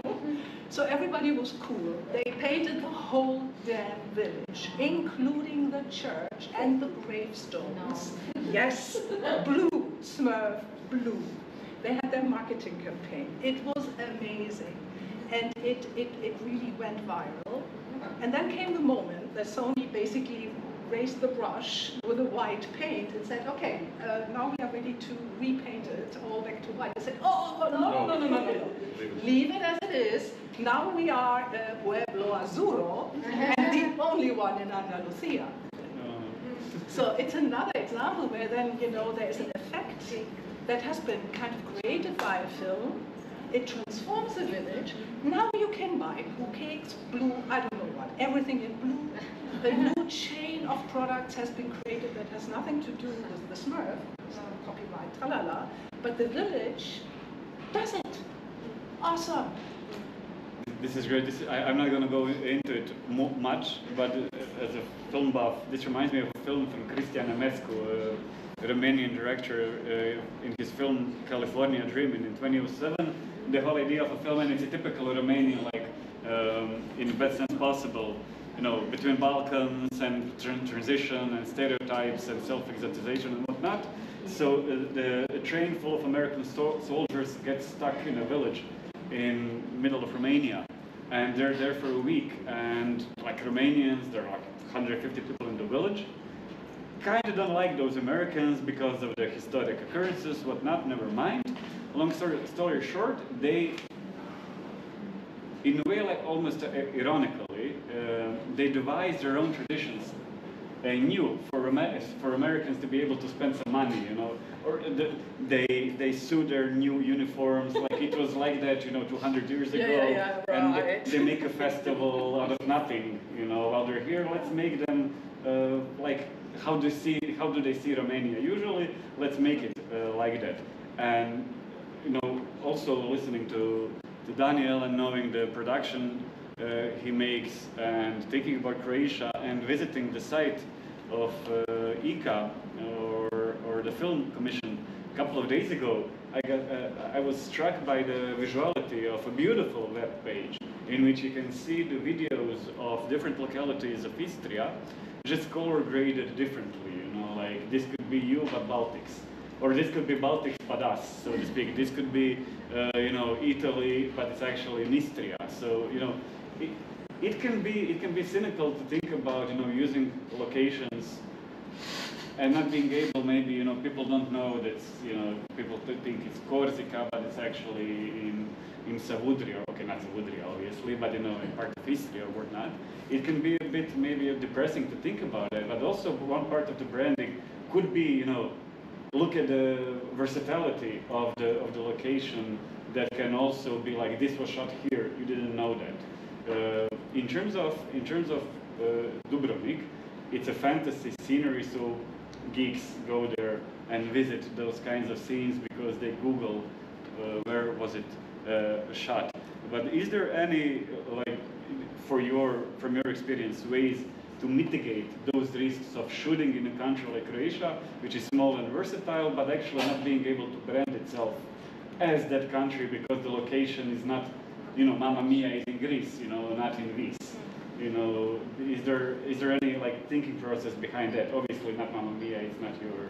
Yeah. But did you ever encounter those kinds of burdens from your side? I wouldn't say that when you're doing your production that you're planning planning in such a long way. Yeah. And I wouldn't say that these two processes, one filming and the other tourism, are so much connected and so much planned as we would maybe like them to be. When you are doing a production, you are just solving the problem. You have a problem that you need to film certain type of film on certain type of location in certain type of time, and you're solving the problem. So you're not thinking about the future things that will happen. And there is one to explain more on this how it's not so planned. I would say way before, years ago or decades before we were using film tourism at all. One of the most visited film locations in the world was in North Africa. I think it's Morocco or Algeria, and it was abandoned set of the Star Wars. Yeah. So Tunisia. Tunisia. Yeah. So they built the settlement, the small settlement with these round houses. You all know them. You all know the picture. And they just left it after the shooting because it was cheaper for them and easier for them to leave it than to disassemble it. And then, of course, the whole Star Wars was such a huge hit that people were looking for it, and they found it, and then they were coming there and starting to visit this location without any infrastructure, without anybody to guide them there, and anybody to make this in any kind organized, in any kind. And that was very popular. Then, when it became popular, then they started thinking about tourism, and then they started thinking. So, I think it is not. I think if you are in this part of the business, you are doing the project, you are solving the problems, and you wish that some of this will really become a hit, that it will really become culturally significant in a way that it would attract people even after they saw the film. But you cannot know it before you do it. I think you never know it. I don't think that the first season of Game of Thrones that they knew it's going to be such a hit. They didn't know it. They were doing one project and they were happy. It's a nice project. It looks nice. Maybe it's some funny costumes, okay, and that's it. But then when it becomes a hit, then you realize what you have, and then this second part of the industry is growing. Yeah. So we are not the responsible ones. This is what I want to say. I was catering to that because of the holistic approach. That's why I'm saying However, if you are, or in case you are a European independent filmmaker, and I purposefully avoid the word art house, I think it doesn't exist. So a special interest film or whatever you otherwise want to call it. And you happen to, this is a real example, unfortunately, I do not remember the title of the film or the producer.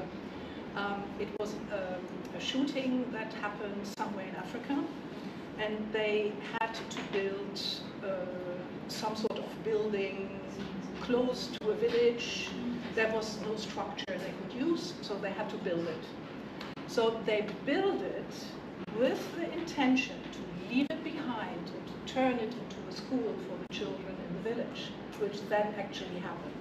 So yes, something had to be built, but since they knew they have to, they did it in a more sustainable way, expecting the structure to last and to be used for the purposes of a school. So I think this is respectful and responsible thinking on the side of producers who see, if I have to build it anyhow, why not doing it in a sustainable way, and then the children have school. there is a similar example from Croatia, from Kornati, on Kornati Islands, which are completely preserved. It's a national park, which you cannot build a settlement in the national park.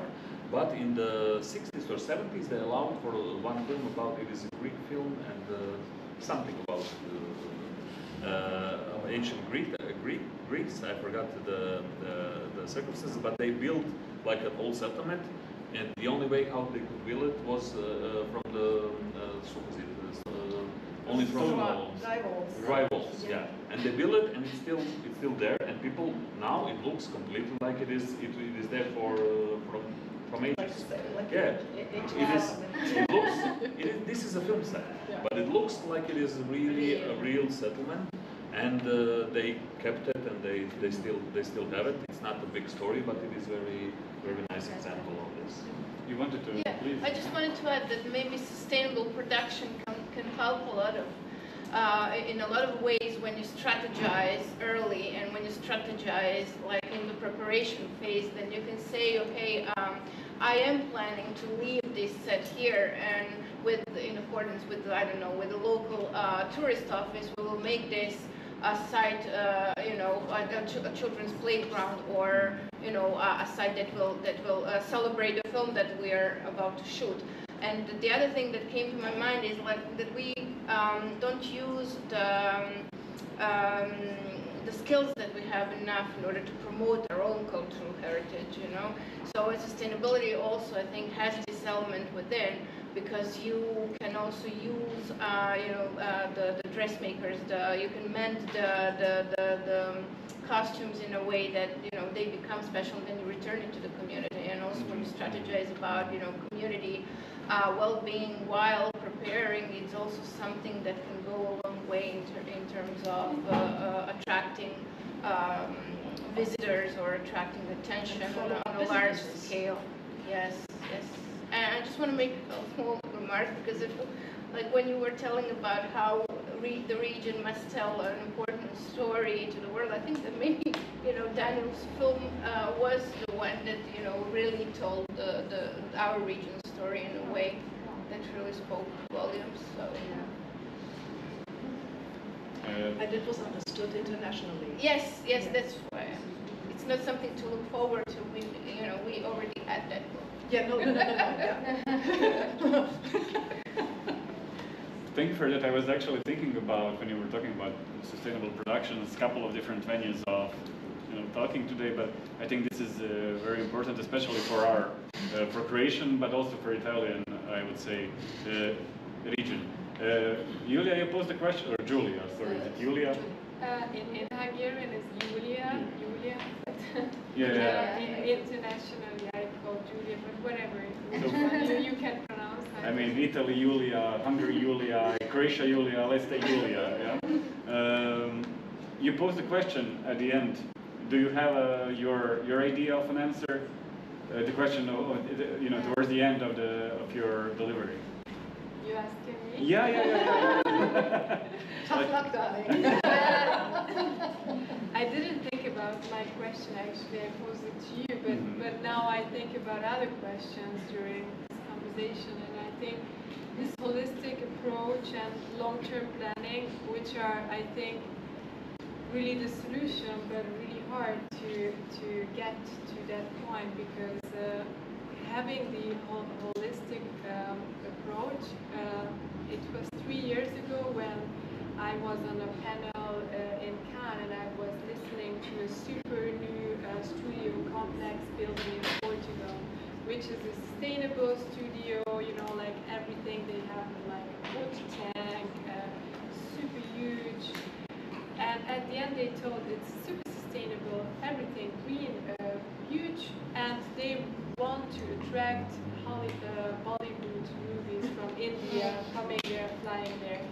So when we talk about like tax incentives and, you know, like 100% tax incentives, because like it's really a competition between countries, economics, and where does it stop? And I think what Juliana said, that it's like, if we think so holistic that it's Europe, and, you know, each region has their, you know, like own advantage, and we might need to build 100 film studios, and because now in our country the tax incentive is much higher, and then it attracts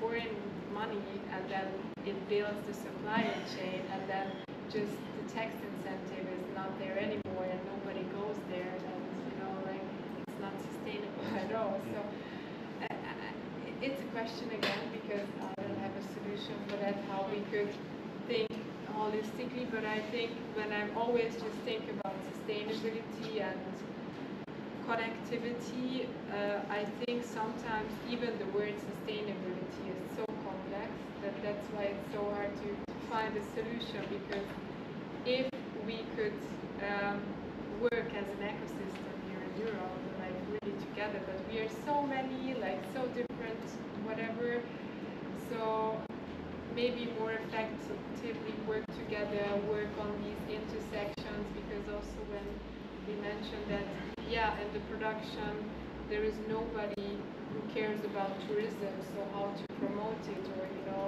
maybe we need to have more of those people who are into tourism, into film, or other intersectionalities. So, and the long-term planning, because a film production is there only for some months, and because it's so fast, everyone is under stress. That's why the mental health thing. So, of course, they don't care about that they drink with reusable. They don't even care, that they can sleep. I think that's the only thing maybe they can care. So, if the finance, so the studios or film commissions could create long-term plans in a way that, how they finance, that could be my solution, because now I have a really good luck to work on 2 projects which are more than 1 year, and I see the difference. So I see that there is a studio, local studio, they're renting for 3 years, because we were also there with another different season, but it was the same studio, it was Netflix, and they're really focused on green energy. And now they're putting solar panels on the roof, because also for the studio complex, they know that their investment will return. So, and everything needs this long-term view, and it's really hard if it's just some months, because they want to invest in technology. I have things in my head, but Boško told me politely that everything was on point today. I guess hoping that I will not go overboard, but I think, this shouldn't be a performance of us trying to speak to each other, but also, having you here with maybe some thoughts, comments, ideas, questions, problems, critiques, etc. If anybody wants to add anything, as I said, please do it now, or we can talk obviously later. But maybe Maria.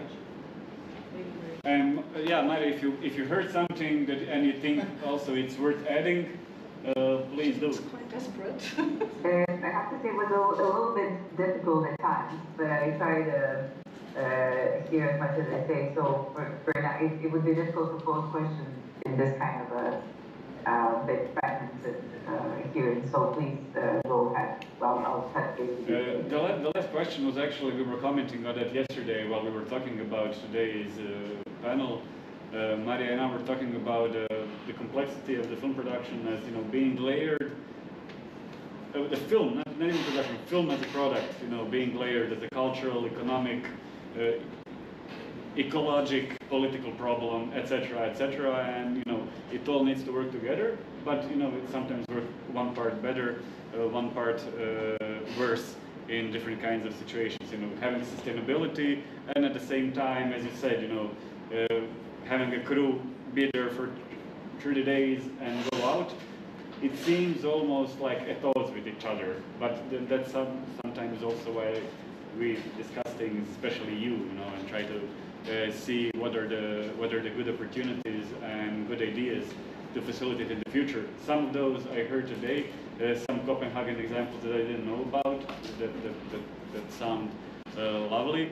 Also, I know that the real project has an idea, it's already in implementation of shooting short films by young authors that I guess are from the localities of the partners, which is also a way, I guess, to add new value, new possible input to not the locality itself, but also not just the locality, but also you invest in the people, you invest in the personnel, and you create a story also.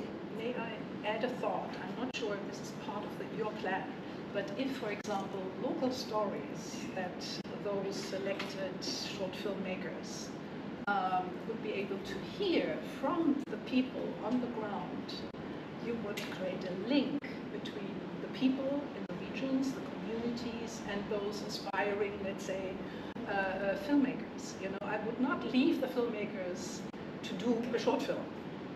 No, tell a great story.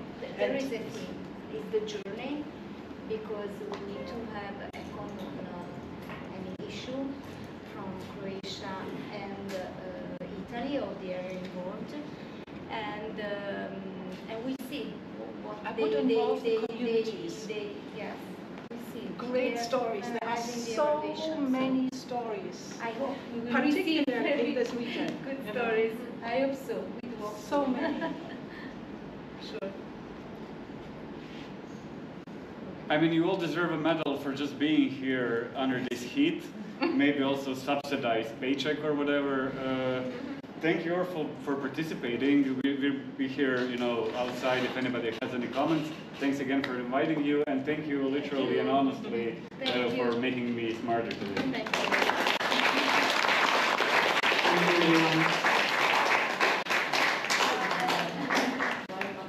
Thank you very much. Thank you to our janitor, occasionally professor, and great speaker. Thank you. You are the best audience in this moment in the world of filmmaking and film discussing. So I want to say many thanks to our Valentina, our organizer from ICA.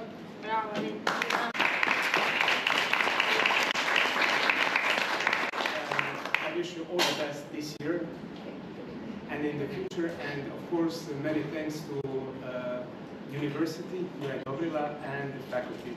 So see you next time, and please enjoy filming in Croatia. Thank you very much.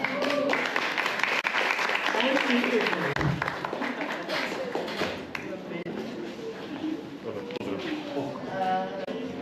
I don't want to say thank you once again for being here, but I really think that. But I have just one technical thing for partners, that tomorrow we are starting with our schedule at 9 o'clock, and we will finish at 12 o'clock because the flight changed that have our colleagues from Bari, unfortunately. So start at 9.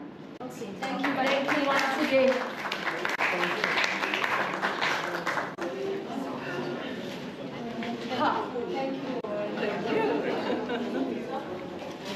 Carissima,